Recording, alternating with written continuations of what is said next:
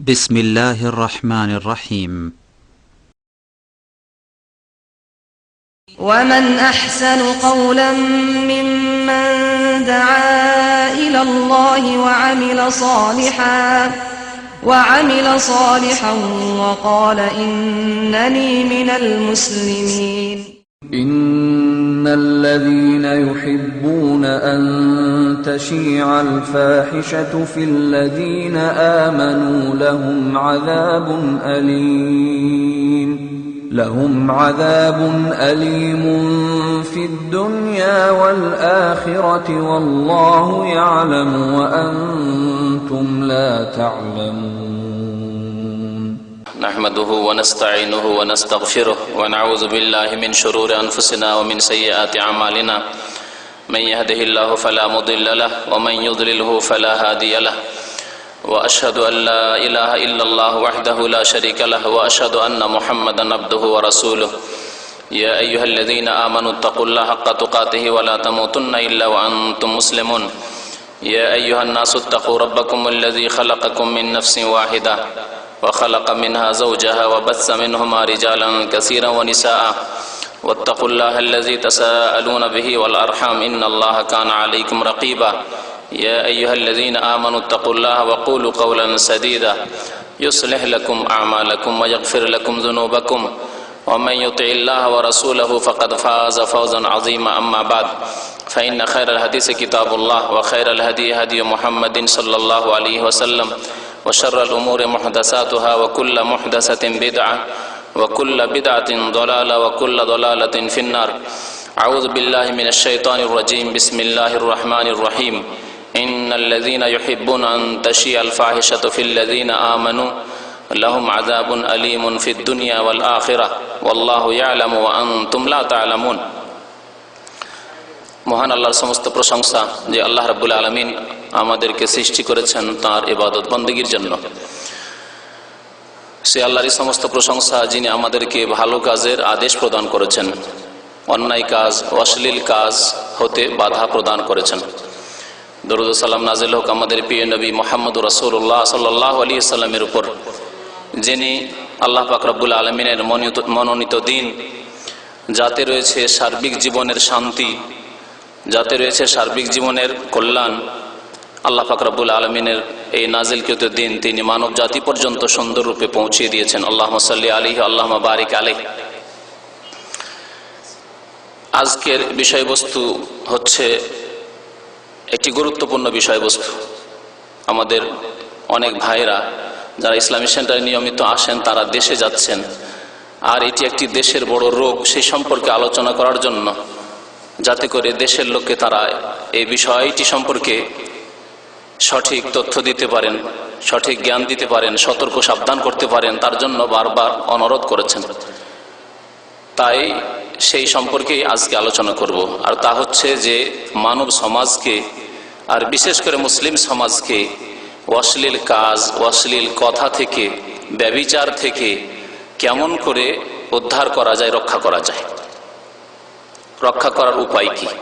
আল্লাহ পাক রব্বুল আলামিন কোরআনে কারীমে এবং প্রিয় নবী মুহাম্মদ রাসূলুল্লাহ সাল্লাল্লাহু আলাইহি সাল্লাম তার হাদিস শরীফে এ সম্পর্কে বহু কথাই বলেছেন, যা থেকে আমরা দিক নির্দেশনা নিতে পারি।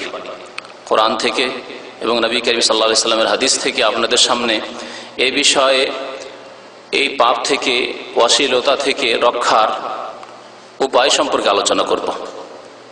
কারণ আজকাল মানব জাতি এমনভাবে অশ্লীলতার দিকে ছুটেছে, অশ্লীল কথা, অশ্লীল কাজের দিকে, অশ্লীল আচরণের দিকে, অশ্লীল আচার ব্যবহারের দিকে ছুটেছে, যে তাদেরকে মনে হচ্ছে সামলানো খুব মুশকিল হয়ে পড়েছে।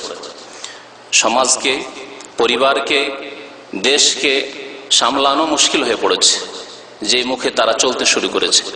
মুসলিম সমাজ পশ্চিমামুখী হয়ে পড়েছে, মুসলিম সমাজ কাফেরদের মতো হয়ে গেছে, যে সমাজে আল্লাহ, পরকাল, ভয়, ভীতি, হিসাব নিকাশ, জবাবদেহি, পরকাল, কিয়ামত, জান্নাত, জাহান্নাম এ সম্পর্কে কোনো বিশ্বাস নেই, এ হচ্ছে কাফের সমাজ।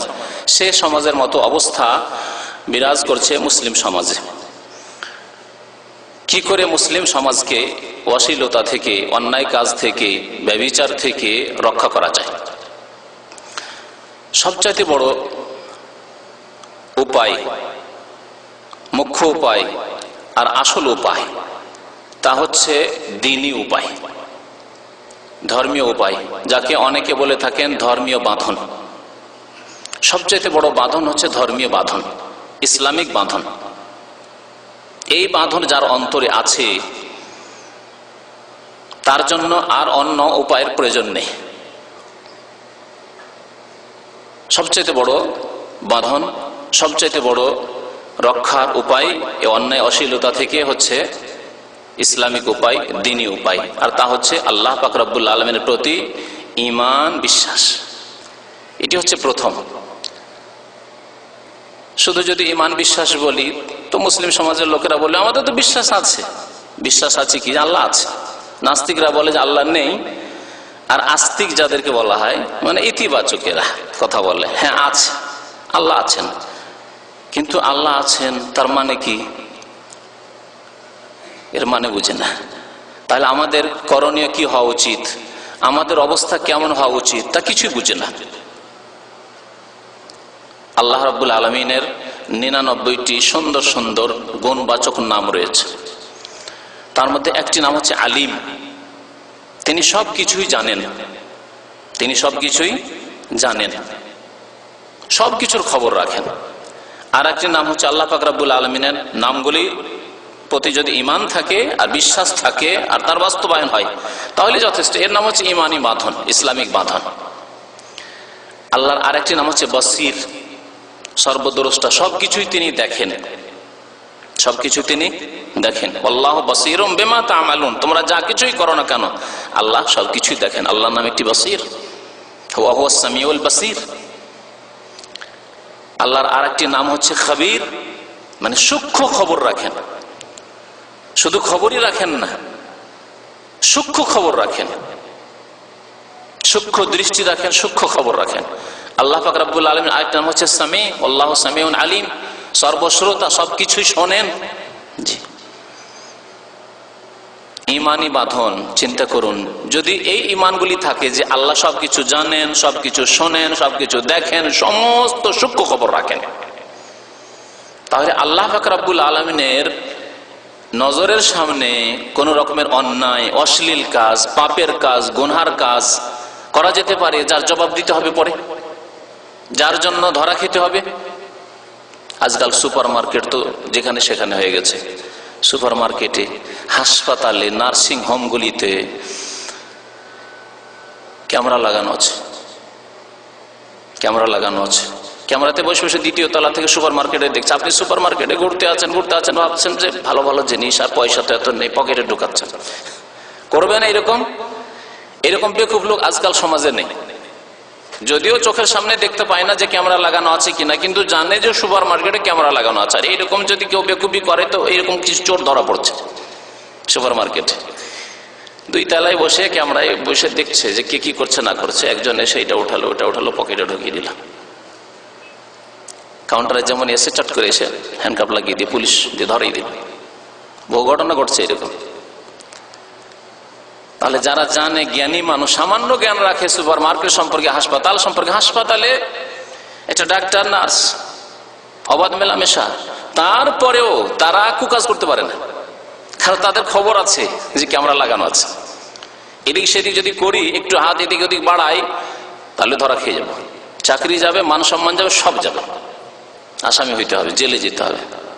জি, মানুষের ক্যামেরা লাগানোতে মানুষ দেখছে, স্বামী শুনছে, সবকিছু শোনে না। যেখানে ক্যামেরা পড়ছে সেই জায়গাটাই দেখছে। সবকিছু শুনতে পায় না, সবকিছু দেখতে পায় না, সবকিছু জানতে পারে না, সূক্ষ্ম খবরও তারা রাখে না। তারপর এত সতর্ক সজাগ, আমার মতো আপনার মতো বহু মানুষ, শুধু মুসলিম না, মানুষ।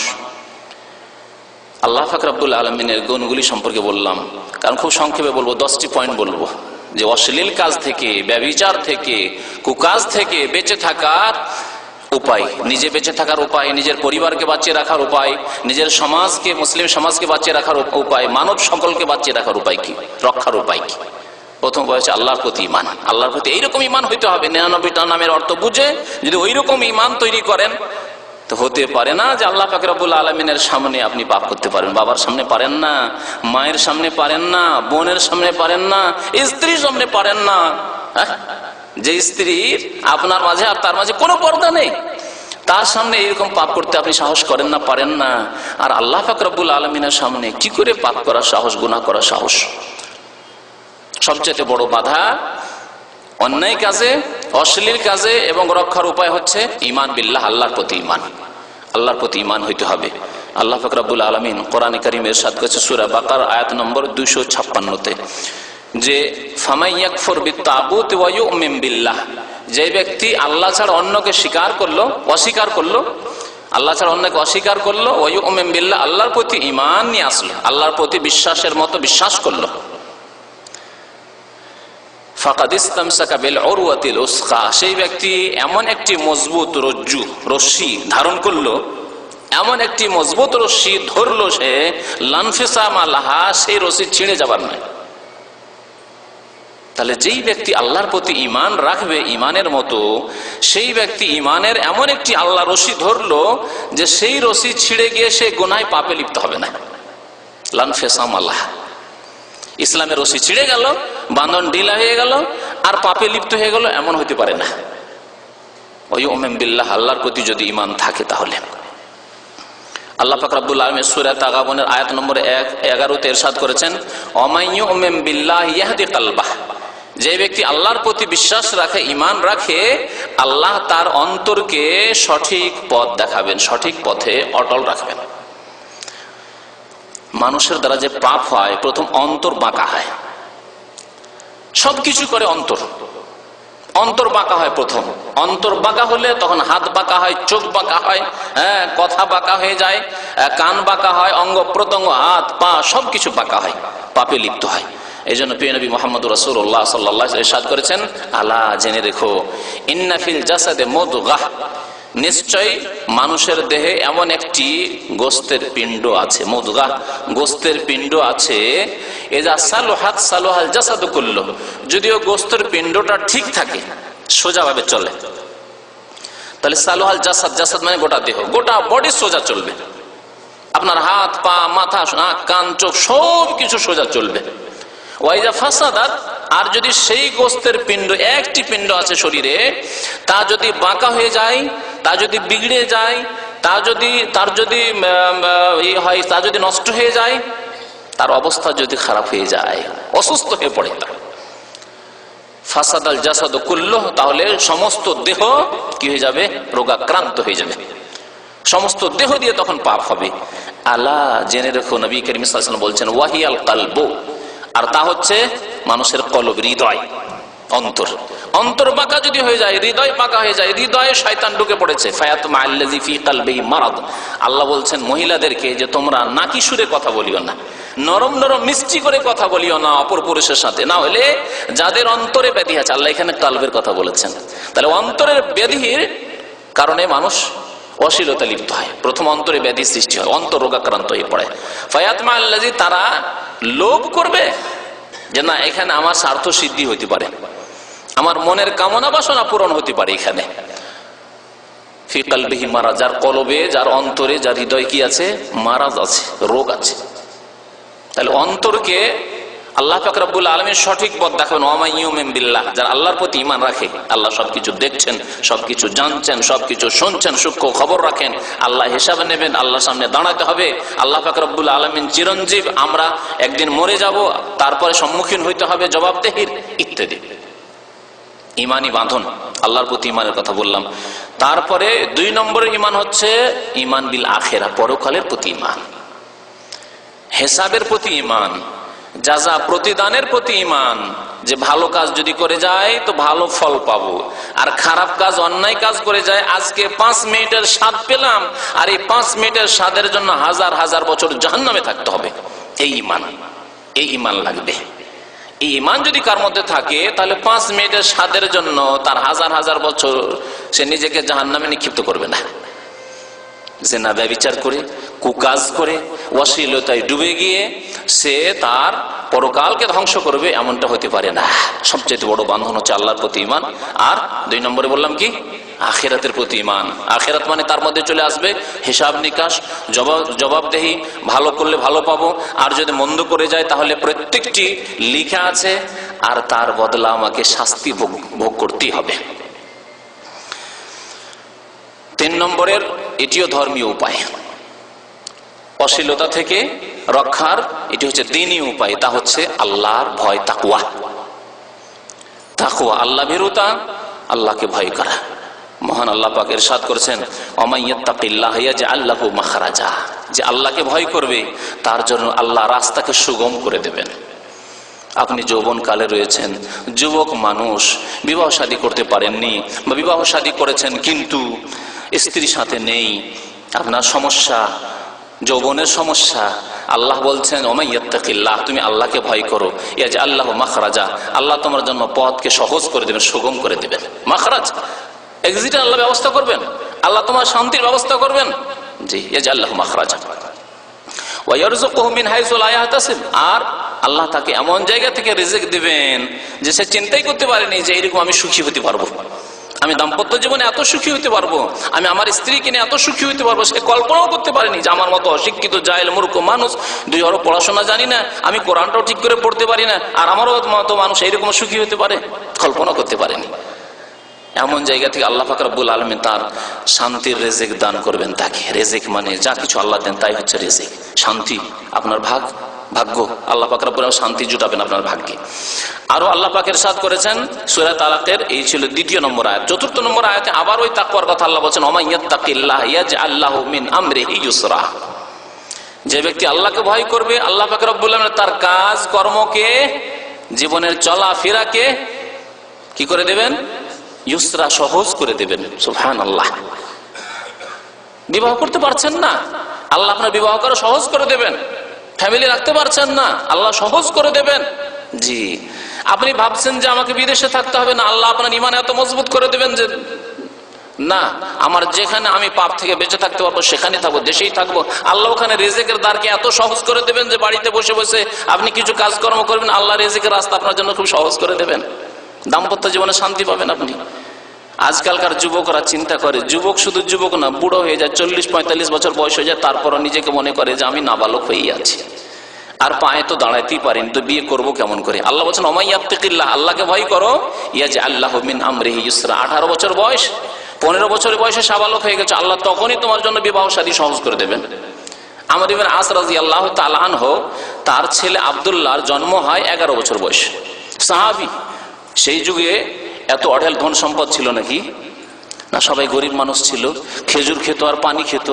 11 বছর বয়সে ছেলে জন্মে গেছে, সে তো কোনোদিন চিন্তা করেনি যে বাপরে বাপ কেমন করে খাওয়াবো, নিজের পেটে তো চিন্তা করে শেষ করতে পারছি না, তো আবার ছেলেকে কেমন খাওয়াবো, আর তারপরে বিবি, ছেলে হয়েছে, তার মানে 3 জন হয়ে গেছে। হ্যাঁ, এসব চিন্তা তো করেননি, তাকওয়া অবলম্বন করেছেন, আল্লাহকে ভয়। ওমাইয়াত্তাকিল্লাহ ইয়াজআল লাহু মিন আমরিহি ইউসরা, আল্লাহ সহজ করে দিচ্ছেন। সেই আমর ইবনে আস রাদিয়াল্লাহু তাআলা আনহুকে আল্লাহ পাক রব্বুল আলামিন মিসরের গভর্নর, আমির বানিয়ে দিলেন। 11 বছর বয়সে ছেলে জন্মে গেছে, 10 বছর, তার কমের পক্ষে 10 বছরে তার বিয়ে হয়েছে, 10 বছর বয়সে বিয়ে হয়ে গেছে। জি, সত্য ঘটনা, সাহাবায়ে কেরামদের জীবনের ঘটনা। আর তিনি গিয়ে মিসরের গভর্নর হয়ে যাচ্ছেন। কোথায় আল্লাহ পাক রব্বুল আলামিন পৌঁছে দিচ্ছেন। আজকাল যদি একটা ছেলে 18 বছর বয়সে বিয়ে করে, বলতে তুমি বোকা নাকি, নিজের পেটের চিন্তা নেই, তুমি বিয়ে করে ফেলেছো, এখন বাচ্চা জন্মাতে শুরু করবে, আর তোমার স্ত্রীর বয়স 14, 40-45 পর্যন্ত তো বাচ্চা দিতেই থাকবে, তাহলে 10-20টা তো হয়েই যাবে। আর যদি এইরকম হয় তো খাওয়াবে কোথা থেকে তুমি? না তাকওয়া আছে, না আল্লাহর প্রতি ঈমান আছে, না পরকালের প্রতি ঈমান আছে, না তাকদীরের প্রতি ঈমান আছে, কিছুই নেই। এ হচ্ছে মুসলিম সমাজের অবস্থা, যার ফলে বিয়ে করতে সাহস হয় না। বিয়ে যখন করবেন না, আর বয়স, যৌবনের বয়স চলে যাচ্ছে, 40-এ চলে আসলো, তো আপনি কি সোজা থাকবেন? আপনার অন্তর কি সোজা থাকবে, না অন্তর রোগাক্রান্ত হয়ে যাবে? অন্তরে ব্যাধি, ফায়াতমাআল্লাযী ফি কলবিহি মারাদ, অন্তরের ব্যাধি। তখন কোন দিকে পাবো, কোন দিকে খাবো, কোনখানে ছুটবো, কোনখানে গেলে কাজ হবে, কোনখানে গেলে কাজ হবে, আর শেষে কোথাও না যেতে পারলে বেশ্যাখানা তো আছে। কাউকে নিয়ে যদি উদাহ নাও হইতে পারি, কারো সাথে যদি প্রেম নাও করতে পারি, গুপ্ত প্রেম, তো শেষে তো পতিতলায় আছে। আউযুবিল্লাহ। এ হচ্ছে আজকাল মানব সমাজের অবস্থা। আল্লাহ পাক রব্বুল আলামিন বলছেন ওয়া ইউমিন বিল্লাহি ইয়াহদি কলবাহ, যে ব্যক্তি আল্লাহর প্রতি ঈমান মজবুত করবে আল্লাহ তার অন্তরকে সোজা পথে রাখবেন, সোজা পথে রাখবেন। আর অন্তর যদি সোজা থাকে তো আপনার হাত পা চোখ সব সোজা হয়ে যাবে। চোখ এদিক সেদিক তাকাবে না, হাত এদিক ওদিক বাড়বে না, টেলিফোন উঠবে না, মোবাইল উঠবে না যে দেখি একটা মহিলা টেলিফোন করছে তো দেখি একটু কথা বলি, দেখি কি আছে, হ্যাঁ, বা একটা মহিলার নম্বর পেয়েছি তো দেখি একটু কন্ট্যাক্ট করে দেখি কি মন মানসিকতা রাখে। আউযুবিল্লাহ, এইসব হচ্ছে আজকালকার শয়তানি যুবকদের। আজকাল বাড়িতে টেলিফোন রাখা আর ছেলে মেয়েদেরকে মোবাইল দেওয়া সবচেয়ে বড় ফিতনা। শোনেন, যারা ছেলের বাবা হয়েছেন, মেয়ের বাবা হয়েছেন, ভালো করে ভাববেন না যে আমার ছেলে তো খুব ভালো, আরে আপনিও তো ভালো, আপনার জীবনটা তো দেখুন যে কোনখান থেকে উঠে এসেছেন। হ্যাঁ, তারপরে আপনাকেও তো আল্লাহ পাক রব্বুল আলামিন যৌন ক্ষুধা দিয়েছেন, তো যৌন ক্ষুধার জন্য আপনি কেমন অবস্থায় অতিক্রম করে আপনি 40-45 বয়সে পৌঁছেছেন, কত পেরেশানি আপনার হইতো। তো আপনার ছেলের এই হইতে পারে না, আপনার ছোট ভাইয়ের এই হইতে পারে না, আপনার মেয়ের এই হইতে পারে না। খুব সহজ মনে করছেন ব্যাপারটা, খুব সহজ। 300-400 টাকার মোবাইল দেওয়াটা খুব সহজ, কিন্তু তার পরিণামটা যে খুব ভয়াবহ সে কথা তো আমরা চিন্তা করি না। তাকওয়ার কথা বলছিলাম যে আল্লাহ পাক রব্বুল আলামিনকে ভয় করলে আল্লাহ পথকে সহজ করে দেবেন, পথকে সহজ করে দেবেন। আল্লাহ পাক রব্বুল আরো বলেছেন ইয়া আইয়ুহাল্লাযীনা আমানু, হে ঈমানদার মানুষ, ইন তাত্তাকুল্লাহ ইয়াজআল লাকুম ফুরকানা, তোমরা যদি আল্লাহকে ভয় করো তো আল্লাহ তোমাদের ন্যায় এবং অন্যায়ের মাঝে পার্থক্য করার ক্ষমতা দিয়ে দিবেন। ফুরকানান আল ফারিকু বাইনাল হাক্কি ওয়াল বাতিল, তাফসীর কারবান বলছেন যে তোমরা যদি আল্লাহকে ভয় করো তো ইয়াজআল লাকুম ফুরকানা, আল্লাহ তোমাদেরকে ফুরকান দেবেন। ফুরকান দিবেন মানে কি? হক এবং বাতিলের মাঝে, যেমন শিরক আর ইমানের মাঝে পার্থক্য করার তৌফিক দেবেন, শিরক আর ইমান, কুফরি আর ইমান। ওই রকমই বিদআত আর সুন্নতের মাঝে পার্থক্য করার তৌফিক দিবেন। ওই রকমই আপনার সৎ জীবনযাপন, যে বিবাহ শাদী করবো, আমি সৎ জীবনযাপন করবো, সৎ চরিত্রবান হয়ে আমি জীবনযাপন করবো, সাবালক হয়েছি, আর গুপ্ত প্রেম করা, নাজায়েজ কাজ করা, অশ্লীল কাজ করা, অশ্লীল আচরণ করা, ফিল্ম দেখা, এই যে ন্যায় এবং অন্যায়, হক এবং বাতিল, ভালো এবং মন্দের মাঝে পার্থক্য করার আল্লাহ পাক রব্বুল আলামিন তৌফিক দেবেন। ইয়াজআল লাকুম ফুরকানা ওয়া ইউকাফির আনকুম সাইয়্যাতিকুম, এবং তোমাদের গুনাহ খাতা আল্লাহ মাফ করে দেবেন, মার্জনা করে দেবেন। ওয়া ইয়াগফির লাকুম, আল্লাহ তোমাদেরকে মাফ করে দেবেন, তোমাদের গুনাহ মোচন করে দেবেন এবং মাফ করে দেবেন। আল্লাহু যুল ফাযলিল আযীম, সূরা আনফালের আয়াত নম্বর 29।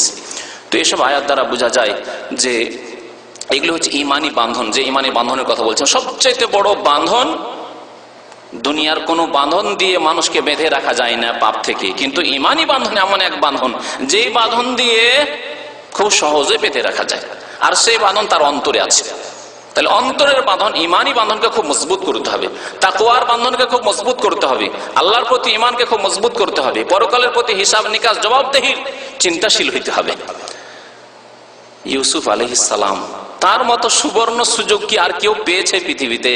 পাপ করার, অশ্লীল কাজ করার, ব্যভিচার কুকাজ করার, রাজমহলে, হ্যাঁ, রাজপ্রাসাদে, আর তারপরে রাজাও নেই, আর রানীর কে খোঁজ খবর রাখে? রানী যে কি অবস্থায় দিন রাত কাটায় কে খোঁজ খবর রাখে? রানীর কাছেও রাজাকে পারমিশন নিতে হয়। রানীতে যেমন তেমন না, হ্যাঁ, সেই রানী বলছে হাই তালাক, এসো। সূরা ইউসুফ আল্লাহ বলছেন হাই তালাক, আরে এসো ইউসুফ, তোমার জন্য আমি ব্যতিব্যস্ত। কালা মাআযাল্লাহ, আল্লাহর পানাহ চাইছেন। ইন্নাহু রাব্বি আহসানা মাসওয়ায়া, তিনি তো আমার রব, তিনি এত সুন্দর করে আমাকে লালন পালন করলেন। কোথায় কূপে আমি পড়ে মরছিলাম, আমাকে মেরে দিয়ে চলে গেছিল, আমার ভাইরা বলেছিল যে মারা গেছে, আব্বাকে বলেছিল ওয়াকালাহু যিব, নেকড়ে বাগে খেয়ে নিয়েছে, আর সেখান থেকে আল্লাহ পাক রব্বুল আলামিন উঠিয়ে কোথায় দাস হলাম, কোথায় চাকর হলাম, কিনা আমাকে কেনলো লোকেরা, বিক্রি করলো বাজারে গোলাম কৃতদাস করে, আর আল্লাহ পাক রব্বুল আলামিন এখন রাজমহলে, এই রাজপ্রাসাদে আমাকে পৌঁছে দিয়েছেন, এত সম্মানিত আহসানা মাসওয়ায়া। ইন্নাহু লা ইউফলিহুজ জালিমুন, এরপরে যদি জুলুম করি আল্লাহ জালেমকে কোনোদিন মুক্তি দেবেন না। আল্লাহু আকবার, কত বড় বাঁধন! এ হচ্ছে ঈমানি বাঁধন। তাহলে আমাদের অন্তর ঈমানি বাঁধন, আল্লাহ ভীরুতার বাঁধন, তাকওয়ার বাঁধন সবচেয়ে বড় মজবুত হতে হবে।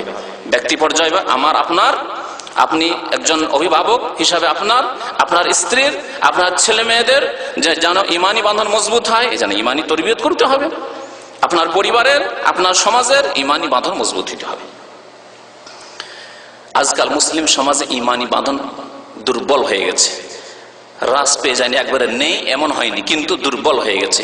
আর অমুসলিম সমাজে ইমানি বাঁধন নেই, যার ফলে অমুসলিম সমাজে জিনা, ব্যভিচার আর গুপ্ত প্রেম করা, আর একজনকে নিয়ে উঠিয়ে নিয়ে চলে যাওয়া যেখানে ইচ্ছা সেখানে, আর কিছুদিন থাকলো আবার ফিরে পাঠিয়ে দিল, এই করলো সেই করলো, এইসব হওয়াটা ডাল ভাত, কোনো ব্যাপারই না তাদের সমাজে। মুসলিম সমাজে যেহেতু ইমানি বাঁধন দুর্বল হয়ে পড়েছে, যার ফলে ওই কাফেরদের মতো, ইহুদি নাসার হিন্দুদের মতো এরাও শুরু করেছে। ইমানি বাঁধন মজবুত হলে এরকমটা হতো না। তাহলে মুসলিম সমাজকে ইমানি বাঁধন মজবুত করতে হবে, আল্লাহ ভীরুতার বাঁধন মজবুত করতে হবে। 4 নম্বরের উপায় হচ্ছে হিজাব, পর্দার বাস্তবায়ন। হিজাব মানে পর্দা, পর্দার বাস্তবায়ন।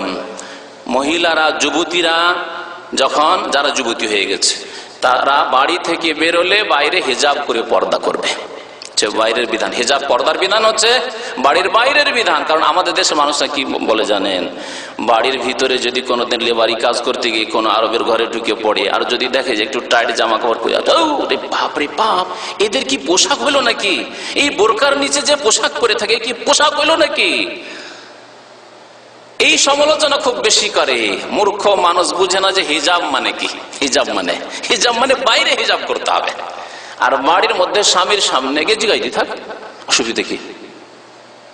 ব্লাউজ পরে থাকবেন, ঠিক আছে, আমাদের সমাজে ব্লাউজ পরে একা বাড়ি করেন আপনি, আর ব্লাউজ পরে রাখেন না, আর ব্লাউজকে বেলহাজ করে রাখেন, অসুবিধা কি? উঠিয়ে রাখেন, আধা হাতের ব্লাউজ পরান, কোনো অসুবিধা নেই। কিন্তু আপনার সাথে সাবালক 2-4-5টা ভাই বাস করে, আবার মামাতো ভাই, খালাতো ভাই, চাচাতো ভাই, সবাই ঢুকে আপনার ঘরে, আপনার মা বাবার নাম দিয়ে, যে চাচি আর মামি, মামানি আর অমুক আর তমুক এই করে, হ্যাঁ খালা এই বলে ঢুকে, আর আপনি আপনার স্ত্রীকে ওইভাবে নিয়ে থাকেন শাড়ি পরে, ব্লাউজ পরে। এটি হচ্ছে বেপরদা হওয়া। আর না হলে আপনি শাড়ি কেন, শাড়ি রাখেন না, শুধু ব্লাউজ আর সায়া পরিয়ে রাখেন, আপনার একা বাড়ি হইতে হবে। অসুবিধা আছে কিছু নাকি শরীয়তে? চিন্তা করে দেখুন, কোনো অসুবিধা আছে? কোনো অসুবিধা নেই, কারণ স্বামীর সামনে। কিন্তু যখনই অন্য কোনো পুরুষ আসবে, হ্যাঁ, তখন হিজাব পর্দা। তাহলে পর্দা হচ্ছে অপর পুরুষের সামনে, আর বাইরে গেলে সাধারণত অপর পুরুষের সামনে যেতেই পড়তেই হবে, সেজন্য বাইরের মাসলা হচ্ছে হিজাব করা, পর্দা করা। আল্লাহ পাক রব্বুল আলামিন পর্দার বিধানকে ফরজ করেছেন। মুসলিম সমাজের লোকেরা যদি পর্দার বিধানের বাস্তবায়ন করে, তাহলে এরা অশ্লীলতা থেকে বেঁচে থাকতে পারবে, গুপ্ত প্রেম থেকে বেঁচে থাকতে পারবে, জিনা থেকে বেঁচে থাকতে পারবে। আর যখনই পর্দার বিধান হালকা করে দিয়েছে, তারা পর্দা করে না, তখনই এদের মধ্যে এই অশ্লীলতা ঢুকে পড়েছে। এদের ঘরে ঘরে, এদের পরিবারে, এদের সমাজে অশ্লীলতা ওইভাবে ঢুকে পড়েছে যেমন অমুসলিম সমাজে রয়েছে। কিছু পর্দা আছে যার ফলে যদি একদিকে রাখেন অমুসলিম সমাজকে, আর একদিকে রাখেন মুসলিম সমাজকে, মুসলিম সমাজে কুকাজ হলেও, ব্যভিচার হলেও, অশ্লীলতা থাকলেও কাফের সমাজের মতো এত বেশি অশ্লীলতা ছড়িয়ে নেই। আল্লাহ পাক রব্বুল আলামিন কঠোর শাস্তির কথা উচ্চারণ করেছেন কোরআনে কারিমের সূরা নূরে আয়াত নম্বর 19। মহান আল্লাহ পাক ইরশাদ করেছেন, ইন্নাল্লাযীনা ইউহিব্বুনা আন তাশিয়াল ফাহিশাতু ফিল্লাযীনা আমানু, নিশ্চয় যারা মুমিন সমাজে, মুসলিম সমাজে অশ্লীলতার প্রসার ঘটুক এ কথা ভালোবাসে, এ কথার কামনা করে, অসুবিধা কি?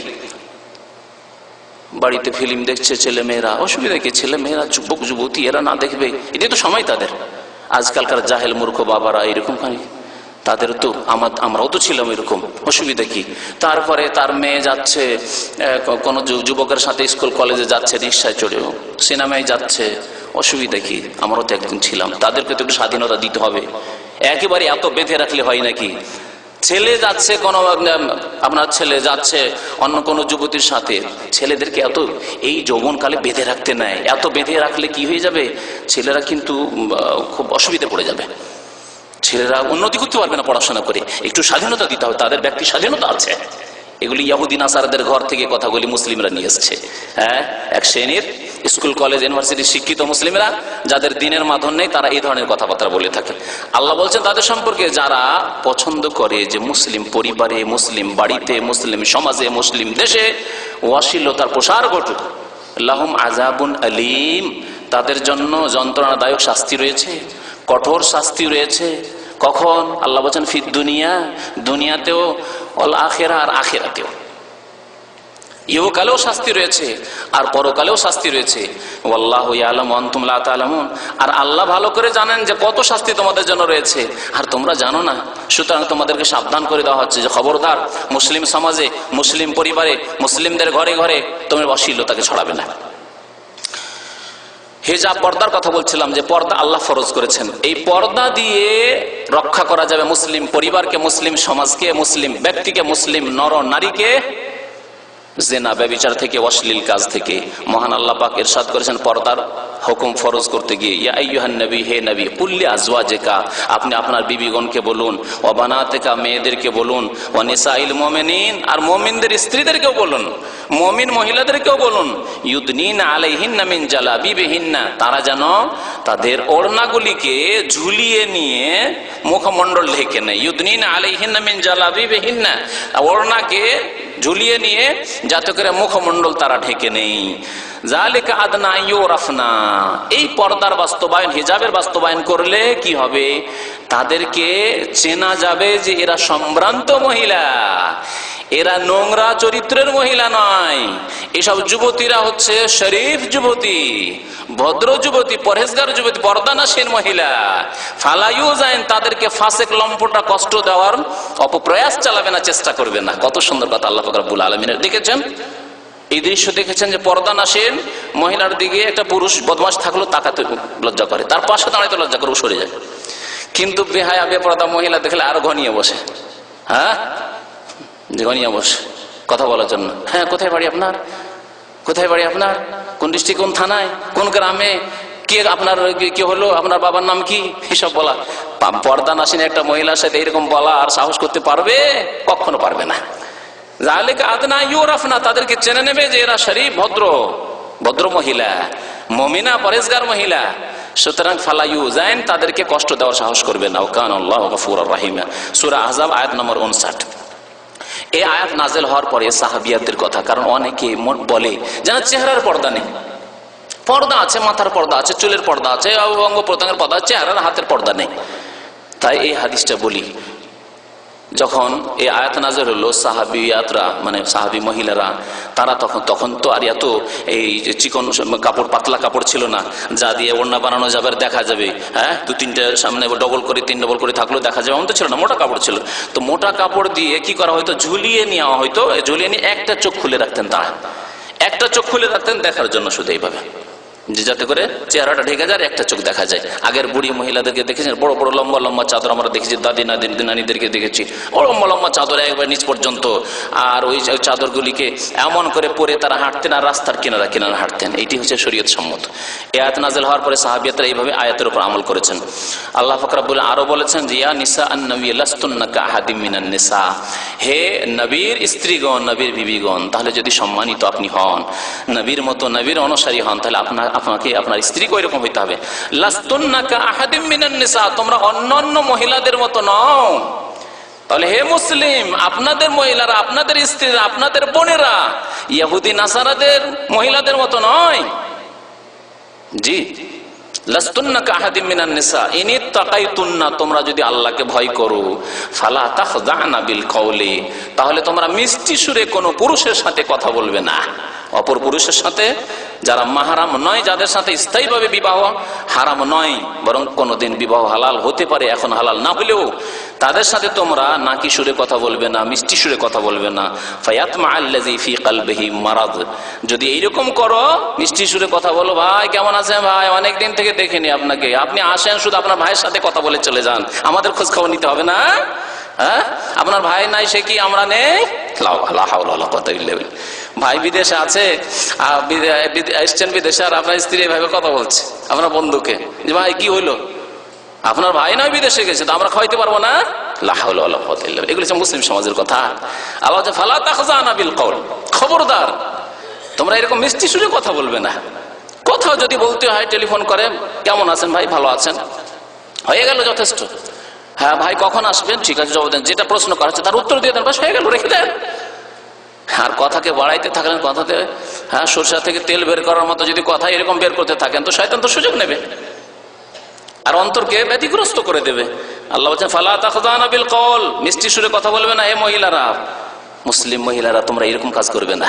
কাফেরদের মতো আজকাল প্রচার মাধ্যমে দেখে কাফেরদের কাছে কথা বলতে শিখে, কথা বলার অ্যাক্টিং শিখে, যে দেখো ইহুদি খ্রিস্টানদের মহিলারা, হিন্দু মহিলারা এইভাবে কথা বলতে পারে, দেখো প্রচার মাধ্যমগুলিতে যে প্রোগ্রাম নাটকগুলি হচ্ছে তাতে দেখো।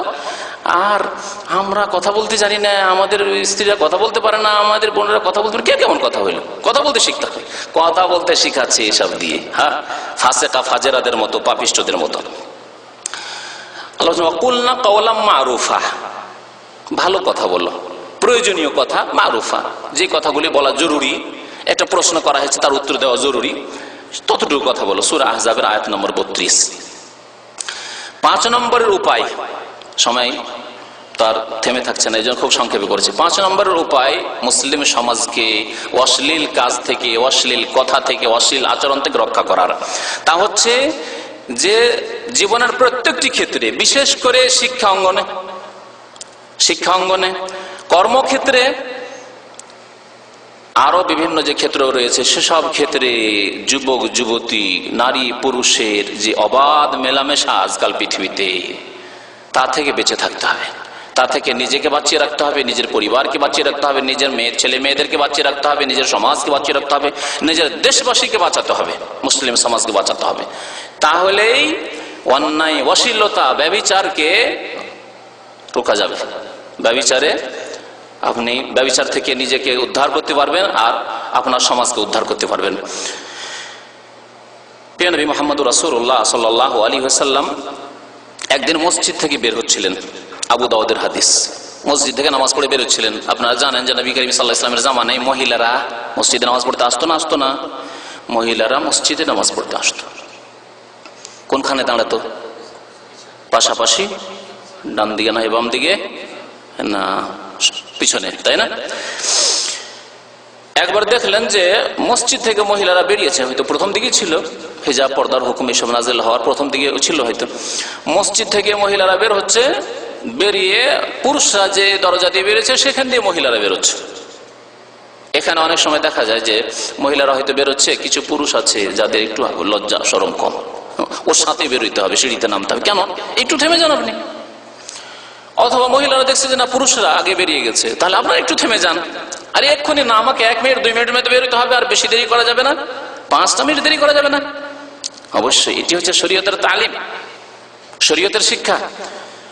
নবী করিম সাল্লাল্লাহু আলাইহি ওয়াসাল্লাম ওয়া খারাজান মিনাল মসজিদ, মসজিদ থেকে বের হচ্ছিলেন, ফাখতালাতার রিজালু মান নিসা, মহিলাদের সাথে পুরুষরা একাকার হয়ে গেছে। পুরুষরাও বেরোচ্ছে দরজাতে, মহিলারাও বেরোচ্ছে, এরকম হয়ে গেছে ফিত তারিখ রাস্তায়। ফাকালা রাসূলুল্লাহ সাল্লাল্লাহু আলাইহি ওয়াসাল্লাম, নবী করিম সাল্লাল্লাহু আলাইহি ওয়াসাল্লাম বললেন, লিন-নিসা, মহিলাদেরকে সম্বোধন করে বিশেষ করে, ইস্তাখিরনা, তোমরা পিছনে সরে যাও, তোমরা পিছনে সরে যাও, রাস্তার সদর রাস্তা দিয়ে তোমরা চলবে না, তোমরা হয় থেমে যাও আর না হলে রাস্তার কিনারা কিনারা চলো। তোমরা ইস্তাখিরনা, তোমরা পিছনে সরে যাও বা রাস্তার এক কিনারায় হয়ে যাও। ফাইন্নাহু লাইসা লাকুন্না আন তাহকুকনাত তারিক, তোমাদের জন্য জায়েজ নয় যে তোমরা সদর রাস্তা দিয়ে চলবে। সদর রাস্তা তো বুঝছেন না, মধ্য রাস্তা দিয়ে, ডানে বামেও চলা যায়, আর মধ্য রাস্তা দিয়ে চলবে, এটি তোমাদের কাজ নয়, তোমাদের জন্য জায়েজ নয়। আলাইকুন্না বিহাফাতিত তারিক, তোমরা অবশ্যই চলবে রাস্তার কিনারা দিয়ে। হাফা, রাস্তার কিনারা দিয়ে, রাস্তার কিনারা তোমরা চলবে। ফাকানাতিল মারআতু তালতাসিকু বিল জিদার, দেখেন নবী করিম সাল্লাল্লাহু আলাইহি ওয়াসাল্লামের একটি ফরমান, শুধু একটি আদেশ। সাহাবিয়াত মহিলারা মাসলা জানতেন না যে এইরকম করে আমরা সদর রাস্তা দিয়ে বেরিয়ে যেতে পারবো না, প্রথম জানছেন, শুনছেন নবী করিম সাল্লাল্লাহু আলাইহি ওয়াসাল্লাম থেকে। সাথেই মহিলারা এত রাস্তার কিনারায় হয়ে যাচ্ছেন যে রাস্তার কিনারায় কঞ্চির বেড়াটা, আমাদের দেশে দেখেছেন তো গ্রাম অঞ্চলে কঞ্চির বেড়া থাকে, কাঁটার বেড়া দেওয়া থাকে, অনেক সময় তো কাঁটা রাখা আছে হয়তো, বা কাঁটার বেড়া দেওয়া আছে। ফাকানাতিল মারআতু তালতাসিকু বিল জিদার, মহিলারা রাস্তার কিনারা দিয়ে চলতে গিয়ে এত বেশি কিনারা ধরেছে যে তাদের কাপড়গুলি দেওয়ালে বা কাঁটার বেড়াতে লেগে যাচ্ছে, এই অবস্থা। হাত্তা ইন্না সাওবাহা লা ইয়াতাআল্লাকু বিল জিদার মিন লুসুকিহা বিহি, এমনকি কাপড় অনেক সময় বেঁধে যাচ্ছে কাঁটায় বা বেড়ায়। হ্যাঁ, খেজুরের বেড়া ছিল সেই যুগে বেশি, কেন খেজুরের ডাল খুব বেশি মদিনায়, তো খেজুরের কাঁটায় বা খেজুরের পাতায় মহিলাদের কাপড় লেগে যাচ্ছে, এত কিনারা দিয়ে তারা চলছেন। এইভাবে সাহাবিয়াত মহিলারা নবী করিম সাল্লাল্লাহু আলাইহি ওয়াসাল্লামের এই ফরমানের বাস্তবায়ন করতে লাগলেন। আজকাল রাস্তাঘাটে চলতে গিয়ে যদি দিনদার পুরুষ হন আপনি, তো আপনাকে পর্দা করতে হচ্ছে, রাস্তা ছেড়ে পালাইতে হচ্ছে, দিশে পাবেন না যে কোন দিকে পালাবো। বাপরে, সামনে দিয়ে একবারে সদর রাস্তা দিয়ে চলে আসছে বুক ফুলিয়ে মহিলারা, তো যাবো কোন দিকে? হয় এদিকে পালান, না হয় ওইদিকে পালান, না হলে আপনি বসে যান। আমাদের এক শেখ এখানে বলছিলেন যে কিছুদিন আগে, বেশি দিন না, শেখুল ইসলাম মোহাম্মদ আব্দুল্লাহ রহমতুল্লাহ আলাইহির দাওয়াতের বরকত, এই কুসংস্কারের পরে এই আরব জগতে এই দাওয়াতের বরকত, নবী সাল্লাল্লাহু আলাইহি ওয়াসাল্লামের জামানার বরকত, সাহাবায়ে কেরাম, তাবেঈন, তাবা তাবেঈন যুগের তো বরকত ছিল। তারপরে কুসংস্কার, ইকানু, শিরক, বিদআত আর বেহায়া, বেপরদাই খুব চলে এসেছিল। তারপরে এই যে দাওয়াতের কাজ এই সৌদি আরবে যখন হতে লাগলো, তো মহিলারা আজকে থেকে 30-40 বছর আগের কথা বলছিলেন তিনি, যে মহিলারা যখন দেখতেন বৃদ্ধা মহিলা 60 বছর, 70 বছর, 80 বছর বয়স, যখন দেখতেন কোনো পুরুষ লোক আসছে, তখন চট করে বসে যেতেন রাস্তায়। বোরকা পরে আছেন, তারপর চট করে বসে যেতেন, যাতে করে দেখতে না যাবে কেমন করে চলছে, আরে মহিলা চলছে। এখানকার ঘটনা, বসে যেতেন তারা। বাজার করা তো দূরের কথা, রাস্তাঘাটে চলা, সদর রাস্তা দিয়ে চলা তো দূরের কথা, আর গিয়ে দোকানদারের সাথে কথা বলা তো দূরের কথা, ওইসব দূরে রাখেন। কোন পুরুষ লোক সামনে আসছে দেখেই চট করে বসে যেতেন, যেমন পেশাব পায়খানা করতে বসে যায়, চট করে পর্দার সাথে কালো বোরকাতে তাতে নিয়ে বসে গেল। যখন পুরুষ লোকরা চলে গেল অনেক দূরে, তখন উঠে হাঁটা শুরু করেছে। জি, এই ছিল ইসলাম, এই ছিল তাকওয়া, এই ছিল পরেজগার, এই ছিল হিজাব, পর্দা। নবী করিম সাল্লাল্লাহু আলাইহি ওয়াসাল্লাম নামাজের ক্ষেত্রে, ইবাদতের ক্ষেত্রে, মানুষ যখন ইবাদত বন্দী করার জন্য মসজিদে যায়, তখন শয়তান অনেক দূরে থাকে, অন্তর থেকে থাকে না, শয়তান অনেক দূরে থাকে, সুযোগ পায় না হয়তো। তারপরেও নবী করিম সাল্লাল্লাহু আলাইহি ওয়াসাল্লাম এইখানেও নারী এবং পুরুষকে একসাথে হওয়া, বরং কাছাকাছি হওয়াকে জঘন্য বলেছেন। একসাথে হওয়া তো হারাম, এমনকি কাছাকাছি হওয়াকে জঘন্য বলেছেন। দূরে থাকবে মহিলারা, পুরুষদের থেকে কি থাকবে? দূরে থাকবে। নবী করিম সাল্লাল্লাহু আলাইহি ওয়াসাল্লামের হাদিস শুনেছেন, কিন্তু এই ক্ষেত্রে শুনেন যে অবাধ মেলামেশা যে হারাম শরীয়তে, শিক্ষা অঙ্গনে প্রাইমারি থেকে অবাধ মেলামেশা, এখান থেকে ট্রেনিং হয়ে গেল যে ছেলে মেয়ে আমরা একসাথে পড়ি, তারপরে গিয়ে মাধ্যমিক পর্যন্ত তাও হইল, তারপরে কলেজে গিয়ে আরে এখানে আবার চোখে চোখ মিলিয়ে কথা বললো, আবার এইভাবে কথা বলার কি আছে? ওটা তো প্রাইমারিতে নয় হয়তো একটু, কিন্তু এখন তো চোখে চোখ মিলিয়ে কথা বলতে হবে, আবার একেবারে হ্যাঁ, চেহারার দিকে চেহারা মিলিয়ে কথা বলতে হবে, দেখে কথা বলতে হবে। তারপরে যদি ডাক্তারি আর ইঞ্জিনিয়ারিং পড়ে, তাহলে তো আর বলার কিছু নেই। তাহলে আজকালকার ফাসেক নারী পুরুষরা কি বলে, আসল পর্দা হচ্ছে অন্তরের পর্দা, কাপড়ের পর্দা আবার কি? আসল পর্দা হচ্ছে অন্তরের পর্দা। অন্তরের পর্দা কি টিকে থাকবে? শয়তান লেগে আছে। অন্তরের বাঁধন, ইমানি বাঁধন আছে, কিন্তু ইমানি বাঁধনকে ধ্বংস করার জন্য লেগে আছে। দেখছেন যে বিল্ডিং ভাঙছে, দেখেন এত মজবুত বিল্ডিংকে ভেঙে ফেলে দিল কিছুক্ষণের মধ্যে, আপনার যে দরজা তৈরি করবে। তো আপনার আমার ইমান যে মজবুত আছে, একে কিন্তু শয়তান ভাঙতে আছে, পারে না, কিন্তু চেষ্টা করছে। যখন আপনি বলবেন যে আসল পর্দা হচ্ছে অন্তরের পর্দা, হ্যাঁ, আমার যদি অন্তর মজবুত থাকে তো আমার মুষ্টি কে খুলতে পারে? আমাদের দেশের জাহেল মূর্খ মহিলারা বলে, আরে আমার অন্তর যদি মজবুত থাকে তো কে আমার মুষ্টি খুলতে পারে? তার মানে আমার সতীত্ব কে নষ্ট করতে পারে? সতীত্ব ওই ইবলিস শয়তান লেগে আছে নষ্ট করার জন্য। আমার ছেলে যদি মজবুত হয়, আমি ভালো করে লালন পালন করেছি, আমার ছেলেকে কে বিভ্রান্ত করতে পারে? কোন যুবক পারে? কেউ পারে না, হতেই পারে না। জি, শয়তান লেগে আছে, মারতে আছে। একটা যতই শক্ত জিনিস হোক, একবারে ভাঙবে না, 2 বারে 10 বারে হয়তো ভাঙবে না, মারতে থাকেন 20 বার 30 বার মারার পরে ভেঙে যাবে, ভাঙবে না। ওই রকমই মানুষের ইমান, একদিন আপনার মেয়ে খারাপ হয় না, 2 দিনে 3 দিনে 10 দিনে হয়তো খারাপ হয় না, কিন্তু 10-20 দিন যেতে একসাথে পড়াশোনা করতে, স্কুল কলেজ ইউনিভার্সিটিতে পড়াশোনা করতে, তখন আর বাবাকে আসামি বানিয়ে ছাড়বো। বাবা বিয়ে দেবে না, গরিব ছেলে হয়তো, আর মেয়ে দেখছে যে আমার বাবা তো রাজি হবে না, বিয়ে দেবে না, আচ্ছা ঠিক আছে চলো না। কোর্টে গিয়ে কত ঘটনা, এগুলো চোখে দেখা ঘটনার কথা বলছি। গিয়েছে বাবা গিয়ে কেস করেছে যে আমার মেয়েকে আমি উদ্ধার করতে চাই, আমার মেয়েকে এই ছেলের সাথে বিয়ে দেবো না। তখন ওই মেয়ে কি বলছে, এ হচ্ছে ডাকাত, এটা আমার বাবা নয়, ডাকাত, আমাকে হরণ করে নিয়ে যাবে, সেজন্য এসছে আমাকে নিয়ে যাওয়ার জন্য। আমার বয়স 22 বছর হয়ে গেছে, আমার স্বাধীনতা আছে, আমি বিয়ে করবো একে, যে আমার স্বামী আর হচ্ছে ডাকাত। বরং একটি ঘটনা জানি, তখন আমি মাদ্রাসায় শিক্ষকতা করতাম এখানে আসার আগে। তার মেয়ে এইভাবে চলে গেছে, যাওয়ার পরে সে আবার দাড়িওয়ালা মানুষ, ধার্মিক মানুষ, মানে ইসলামে জাহিরি যেটা ধার্মিক বলা হয়, নামাজি মানুষ, আর তার মেয়ে এইভাবে গ্রামের এক যুবকের সাথে চলে গেছে, পালিয়ে গেছে।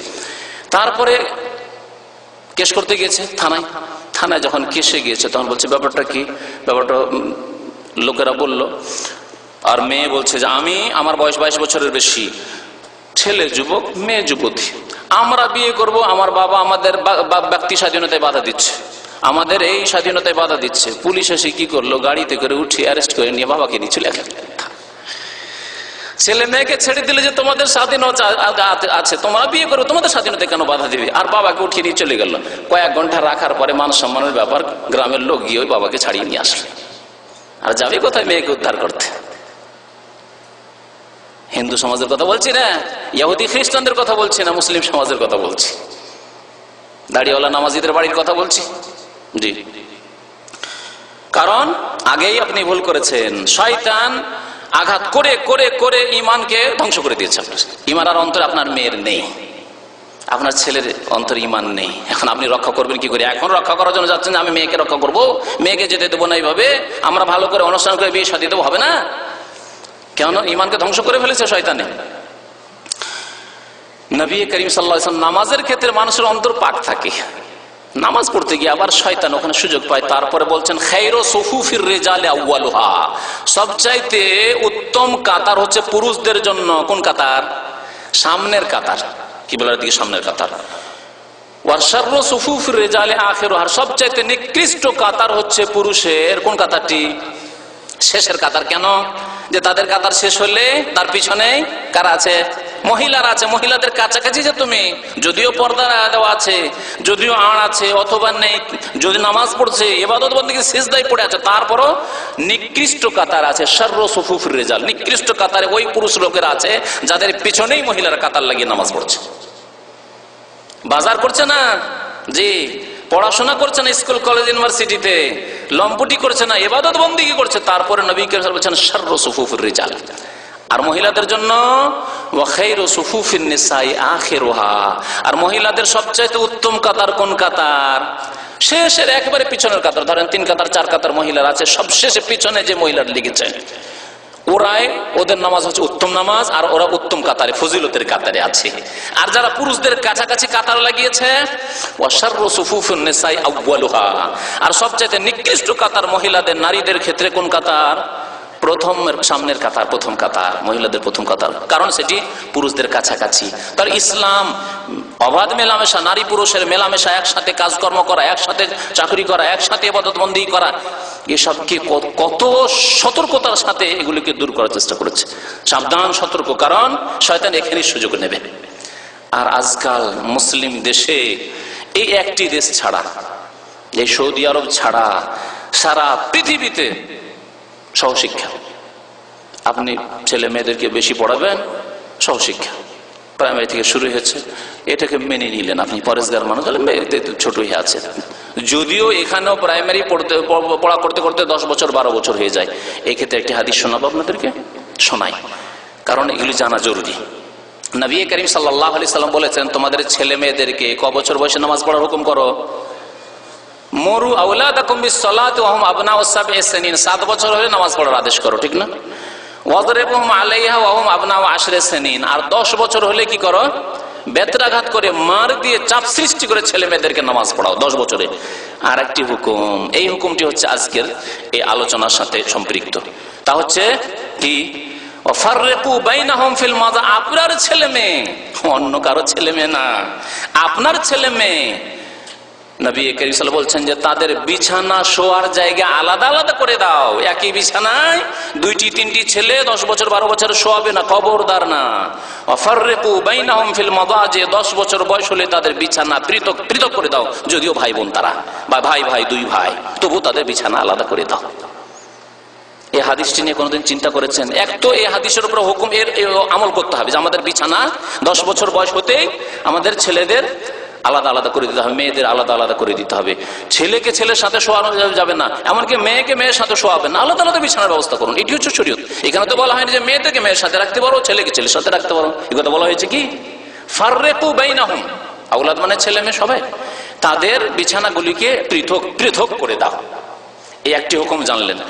আর একটি কি জানলেন? যে অবাধ মেলামেশা চলবে না, অথচ ভাই বোন আপন, একই বাড়ির ছেলে মেয়ে, অবাধ মেলামেশা, যে একই ঘরে 10 বছর হলেও অবাধ মেলামেশা এই চলবে না। তাহলে প্রাইমারিতে যদি 12 বছরের ছেলে মেয়ে পড়ে, আর যদি বলেন যে অসুবিধা নেই, তো প্রাইমারি, এ তো মাধ্যমিক 6-7 পড়ছে, অসুবিধা নেই, এটি শরীয়তের কথা না শরীয়ত বিরোধী কথা? চিন্তা করেছেন? চিন্তা করুন এই হাদিস নিয়ে। 10 বছর বয়সে যখন বিছানা পৃথক করতে, অথচ আপনার আপন ছেলে মেয়ে, ওরা আপন ভাই বোন, তাহলে অন্য অন্য ছেলেদের সাথে অন্য অন্য মেয়েদের সাথে যে স্কুলে পড়াশোনা করবে, সেই প্রাইমারিতে হোক আর মাধ্যমিকে হোক আর উচ্চ মাধ্যমিক হোক, যেখানে হোক না কেন, তাহলে কত গুরুত্ব রাখে তাদের শিক্ষা অঙ্গনকে পৃথক পৃথক করা, কর্মক্ষেত্রকে পৃথক পৃথক করা।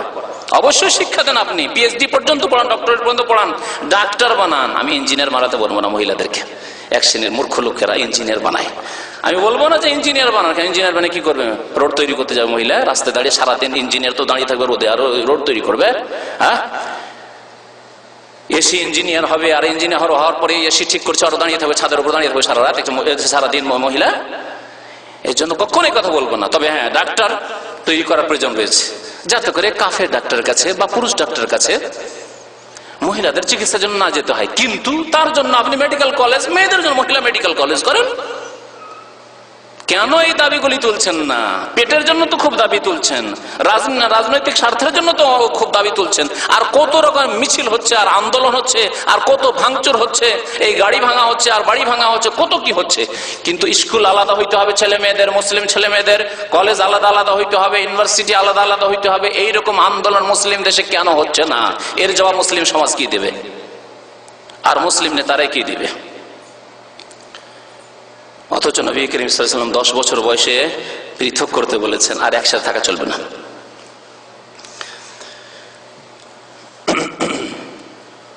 6 নম্বরের উপায় অশ্লীলতা থেকে বাঁচার, তা হচ্ছে নির্জনতাকে অ্যাভয়েড করতে হবে। নির্জনতা অবলম্বন করা চলবে না কোনো মহিলার সাথে, বা কোনো মহিলার কোনো পুরুষের সাথে, অপর পুরুষের সাথে নির্জনতা অবলম্বন করা যাবে না। ভাবির সাথে বসে বসে কুটুর কুটুর গল্প করছেন, গিয়েছেন দেশে গিয়ে ভাবির সাথে গল্প করছেন, গিয়েছেন শ্বশুর বাড়ি গেলে আমাদের দেশের জাহেল সমাজ, মুসলিমরাও, আরে হিন্দু ইহুদি নাসারা তারা তো যা করে, কিন্তু মুসলিমরা শ্বশুর বাড়ি গিয়ে বলছে স্ত্রীর সাথে কেন গল্প করবো, এখন শালীর সাথে গল্প করবো। স্ত্রী তো আমার বাড়িতে যাবে আমার সাথে, বা বাড়িতে গিয়ে তো ওর সাথে ফ্রি, তো আমার তো স্ত্রী আছেই, শ্বশুর বাড়ি এসছি একদিনের জন্য 2 দিনের জন্য, গল্প সল্প করবো শালীর সাথে, যুবতী শালীকে নিয়ে গল্প করবো। আর আল্লাহ এগুলি শুধু শুনে বলছি না, চোখে দেখেছি। ছোট জীবন থেকে যে মানুষ হয়েছি, এই পরিবেশ দেখেছি, আশ্চর্য লাগে। এক নামাজের বাড়িতে মেহমান হয়ে গেছি, তো আমাকে একটু মেহমান, যেহেতু আমি একটু আলেম মানুষ হিসাবে, আমাকে একটা ঘর দিয়ে দিয়েছে, আর আমার সাথে গিয়েছে ওর শ্বশুর বাড়ি, আমার এক বন্ধু মানুষ, নামাজি মানুষ, দাড়িওয়ালা মানুষ গিয়েছে। ওর স্ত্রীর খোঁজ খবর নেই, এক যুবতী শালী, আরেক জায়গায় বিয়েও হয়েছে। এসে কি গল্প ধারেছে, আমার এদিকে ঘুমটা এসে কি গল্প করছে। এর স্ত্রী তো এখানে নেই, হ্যাঁ গল্প কিসের, কার গল্প? পরে ওই ভাইকে নামাজ পড়তে গিয়ে জিজ্ঞেস করলাম যে আপনি কার সাথে গল্প করছেন? খুব দেখছি গল্প, ঘুমাইলেন না, গল্প করছেন। আর গল্পের আওয়াজ শুনতে পাচ্ছিলাম, আপনার এক মহিলার খুব আওয়াজ জোরে জোরে শুনতে পাচ্ছিলাম, অন্য রুমে আছে, আর আমি আলাদা একটু বাইরের রুমে দিয়েছে মেহমান, আমি একটু বাইরের মেহমান। তো বলছে আমার শালী গল্প করছিল। মাশাআল্লাহ, দাড়িওয়ালা মানুষ, মুসলিম মানুষ, আর শ্বশুর বাড়ি গিয়ে শালীর সাথে গল্প 2 ঘন্টা 3 ঘন্টা ধরে, কি না হইতে পারে বলেন?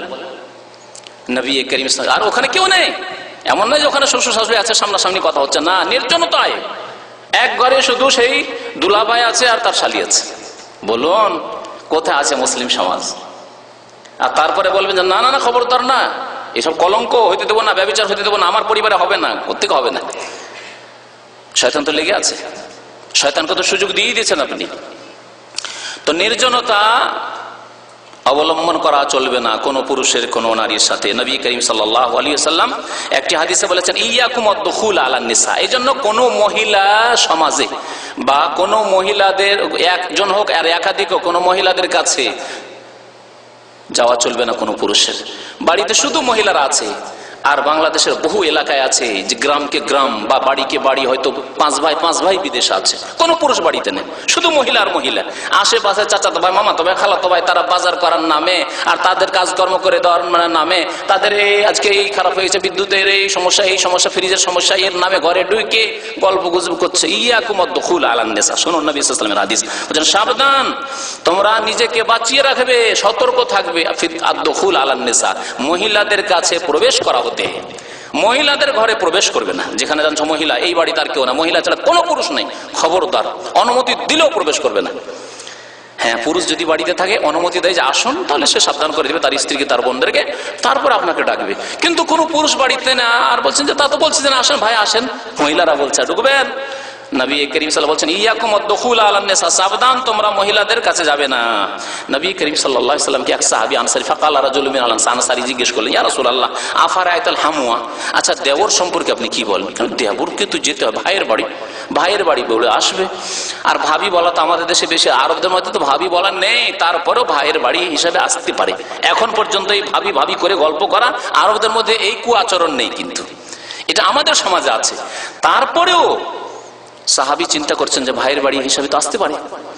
এসে যদি ভাবি আছে ঘরে আর ঢুকে পড়ে, দেবর যদি ঢুকে পড়ে, নবী করিম সাল্লাল্লাহু আলাইহি ওয়াসাল্লাম বললেন আল হামু আল মউত, দেবর হচ্ছে মরণ, দেবর হচ্ছে মত, মরণের আশঙ্কা হয় যদি, তাহলে কেমন পালাবেন আপনি? এদিক সেদিক দেখবেন না। যদি দেখেন যে একটা গাড়ি দূর একবারে ছুটে চলে আসছে, একবারে মনে হচ্ছে আপনাকে চেপে দিবে, কেমন লাফ দিবেন, আপ্রাণ চেষ্টা করবেন আপনি নিজেকে বাঁচাবার জন্য। এক্ষুনি আল্লাহ না করে যদি যেখানে আছেন আগুন লেগে যায়, তো আপনার এদিক সেদিক দেখা দেখি করবেন না যে কোথায় হুজুর বাঁচলো কি বাঁচলো না, আর এখানে অনেক লোকের আছে তাদের যে কি হবে আর না হবে, ওই সব চিন্তা করি নাই। আপনার হয়তো পরিবার রেখেছেন, ওর কথাও চিন্তা করবেন না, দৌড় দিবেন একবার বেরিয়ে। আপনি নিজেকে তো বাঁচা, চাচা আপনার জান বাঁচা, হ্যাঁ নিজের জীবনটা তো বাঁচায়, তারপরে পরে বাইরে গিয়ে চিন্তা করবে যে আরে আমার স্ত্রী তো ছিল ওপরে, ওর কি হবে দেখি একটু তখন। তাহলে মানুষ মদকে কত ভয় করে। নবী সাল্লাল্লাহু আলাইহি ওয়াসাল্লাম বলছেন যে দেওর থেকে ওই রকমই সতর্ক থাকতে হবে, যেমন মদ থেকে বাঁচার জন্য তোমার আপ্রাণ চেষ্টা করো। কারণ এই ক্ষেত্রে সহজে পদস্খলন ঘটতে পারে, লোকেরা সন্দেহ করবে না, ভাববে যে ও তো ভাইয়ের বাসাতেই আছে, ভাইয়ের বাসায় গিয়েছে। জি, এই জন্য এরকম অঘটন বেশি ঘটছে আজকালকার সমাজে। নবী করিম সাল্লাল্লাহু আলাইহি ওয়াসাল্লাম আরেকটি হাদিসে বলেছেন আলা জেনে রাখো লা ইয়াখলু আন্না রাজুলুন বিইমরাআতিন, কোন পুরুষ কোন মহিলার সাথে নির্জনতা অবলম্বন করবে না। সে হোটেলেই হোক, যে হোটেলে আপনার খাবার পরিবেশন করার জন্য 5 স্টার হোটেলে আছেন, আর একজন যুবতী খাবার পরিবেশন করার জন্য চলে আসলো, কি লাগবে স্যার, আর কিছু লাগবে? নির্জনতায় আপনি হোটেলে একাই, পয়সাওয়ালা মানুষ, অথবা ফ্লাইটে গিয়ে অনেক সময় 5 স্টার হোটেলে তো আপনার ফ্লাইট ওখানে হয়ে গেছে, বিলম্ব হচ্ছে, সেজন্য আপনাকে হোটেলে রেখেছে, মহিলা আপনাকে আপনার রুমে আসছে, যে কোনো ক্ষেত্রে হোক না কেন। লা ইয়াখলু আন্না রাজুলুন বিইমরাআতিন, নির্জনতা বললাম। আজকাল তো মেডিকেলের ক্ষেত্রে তো আল্লাহ পানায় রাখে, হেফাজত করে। আজকাল নাকি একটা ডাক্তারের কাছে একটি কি লাগবে, নার্স অবশ্যই লাগবে, আর দরজা বন্ধ করে, যদি রুগী থাকলো না থাকলেও ভিতরে ওই নার্সকে থাকতে হবে, কারণ 8 ঘন্টা ডিউটি করবে, মন মেজাজটা তো ঠিক থাকতে হবে। কি বুঝলেন, বুঝতে পারলেন না? মন মেজাজ ঠিক রাখার জন্য এক যুবক ডাক্তারের সাথে, এক পুরুষ ডাক্তারের সাথে একটি লেডি নার্স থাকতেই হবে। জি, সারা বিশ্বে রোগী থাকার না থাক, যে রোগী আছে সেই সময়, তারপরে আলাদা পাশে কক্ষ আছে, সেখানে বসে আছে নার্স, এমন না, থাকতেই হবে, ওখানে বসে আছে। যখন রোগী আছে, না হলে তাদের গল্প খুব আমোদ ফুর্তির গল্প চলছে। লা ইয়াখলু আন্না রাজুলুন বিইমরাআতিন, কোন পুরুষ কোন নারীর সাথে নির্জনতা অবলম্বন করবে না, যদি করে ইল্লা কানা সালিসুহুমা শায়তান। নবী করিম সাল্লাল্লাহু আলাইহি ওয়াসাল্লাম বলছেন তাহলে তৃতীয় ব্যক্তি কে থাকে ওখানে? ইবলিস, শয়তান। ইবলিস শয়তান লেগে আছে, যে এই ক্যামেরাতে ধরা পড়বে না, বা এই হসপিটালে ক্যামেরা নেই হয়তো, বা এখানে কেউ দেখছে না, সালিসুহুমা শায়তান, শয়তান লেগে আছে, এগুলো বুদ্ধি দিতে আছে। তিরমিজি শরীফের হাদিস। নবী করিম সাল্লাল্লাহু আলাইহি ওয়াসাল্লাম আরেকটি হাদিস বলেছেন, এই হাদিসটা আমাদের জন্য অত্যন্ত গুরুত্বপূর্ণ। আমরা যারা বিদেশে আছি আর পরিবার দেশে রেখে এসেছি, ওই যে পরিবাররা মানে স্ত্রীরা দেশে আছে, তাদেরকে মুগিবাত বলেছেন নবী সাল্লাল্লাহু আলাইহি ওয়াসাল্লাম, মানে স্বামী গায়েব রয়েছে, স্বামী অনুপস্থিত, বাড়িতে নেই। লা তালিজু আলাল মুগিবাত, নবী করিম সাল্লাল্লাহু আলাইহি ওয়াসাল্লাম বলেছেন খবরদার, যার স্বামী বাড়িতে নেই তার বাড়িতে তুমি প্রবেশ করবে না। লা তালিজু আলাল মুগিবাত, আশঙ্কা বেশি। এক তো স্বামীর ব্যথায় ব্যথিত, আর সে হয়তো নতুন নতুন বিয়ে শাদী করে 2-4-6 মাস হয়েছে, আর স্বামী নেই, সেই জীবন, সেই আপনার আমোদ ফুর্তি আর হানিমনের জীবন সে চিন্তা করছে। আর সেই সময় যদি একটা যুবক ঢুকে, শয়তান ঢুকে, তাহলে কি না হতে পারে। লা তালিজু আলাল মুগিবাত, খবরদার, যার স্বামী বাড়িতে নেই, গায়েব রয়েছে, তার বাড়িতে ঢুকবে না। ফাইন্না শায়তানা ইয়াজরি মিন আহাদিকুম মাজরাদ দাম, কারণ শয়তান তোমাদের সাথে কেমন ভাবে চলাচল করে, যেমন তোমাদের রক্ত চলাচল করে শিরা উপশায়, শিরায় রক্তের সাথে সাথে শয়তান চলাচল করে। আল্লাহু আকবার। কুলনা ওয়া মিনকা ইয়া রাসূলুল্লাহ, হে আল্লাহ রসুল, শয়তান মানুষের রক্তের সাথে চলাচল করে, আপনারও কি? আপনিও তো মানুষ, আপনার সাথেও এরকম হয় নাকি? কালো অমিননি, হ্যাঁ শয়তান আমার ব্যাপারেও চেষ্টা করতো, কিন্তু ওয়ালাকিন্নাল্লাহ আ'আনানি, লাকিন আছে, কিন্তু আছে এতে। নবী করিম সাল্লাল্লাহু আলাইহি ওয়াসাল্লামের ক্ষেত্রে কিন্তু আছে, পারবে না শয়তান, আর পারেনি। কি আ'আনানি আলাইহি, শয়তানের বিরুদ্ধে আল্লাহ আমাকে স্পেশাল সাহায্য করেছেন, হেল্প করেছেন, আল্লাহ সাহায্য করেছেন। ফাআসলামু, সুতরাং আমি শয়তানের অনিষ্ট থেকে নিরাপদ থাকি। শয়তান আমার ক্ষতি করতে পারে না, আমার পদস্খলন ঘটাতে পারবে না। তারপরে নবী করিম সাল্লাল্লাহু আলাইহি ওয়াসাল্লাম জীবনেও মহিলার হাতে হাত দিয়ে সালাম মুসাফা করেননি, কোনদিন বয়াত শপথ নেননি। নবী সাল্লাল্লাহু আলাইহি ওয়াসাল্লাম ওয়াল্লাহি লা উসাফিউন নিসা, কোন মহিলার সাথে আমি হাতে হাত দিয়ে বয়াত করব না, মুসাফা করব না, কখনো করেননি। আর ভণ্ড পীরেরা পরিষ্কারই দেখায়, হ্যাঁ বয়াত নেই, মুরিদদের সাথে বয়াত নেই। নির্জনতা অবলম্বন কর। নির্জনতা কোনখানে আপনি ধরবেন? ধর্মের নামে নির্জনতা, পীর মুরিদের নির্জনতা। হ্যাঁ, মুরিদের বিবির সাথে পীর সাহেব নির্জনে গল্প করে যত দুঃখ সুখের কথা, আর সেহের জাদুর কথা। হুজুর, পীর সাহেব, পীর বাবা, আমার এই সমস্যা হচ্ছে, এই সমস্যা হচ্ছে, আমার ওই ছেলের এই সমস্যা হচ্ছে, আর গল্প চলতে আছে নির্জনে। জি, সব ধর্মের নামে এগুলি চলছে। নির্জনতা হারাম, আর নির্জনতা হচ্ছে জেনা ব্যভিচার ছড়াবার কারণ। 7 নম্বরের কারণ হচ্ছে বিনা মাহরামে সফর করা। বিনা মাহরামে কোথাও সফর করা যাবে। নবী করিম সাল্লাল্লাহু আলাইহি ওয়াসাল্লাম কঠোরভাবে নিষেধ করেছেন, লা তুসাফিরুল মারআতু ইল্লা মা'জি মাহরাম।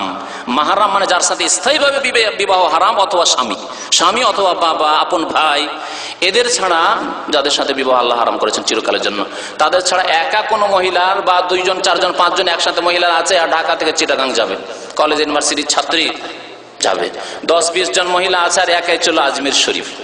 আজমির শরীফে যাওয়ার এক মহিলার দুর্ঘটনা ঘটেছিল কয়েক বছর আগে, আর পত্র পত্রিকায় খুব বেশি লেখালেখি হয়েছিল। আল্লাহু আকবার, একাই মহিলা চলেছে আজমির যাওয়ার জন্য। ধর্মের নামে দেখছেন কত হারাম কাজ, আর সে ধর্ষিতা হয়েছে।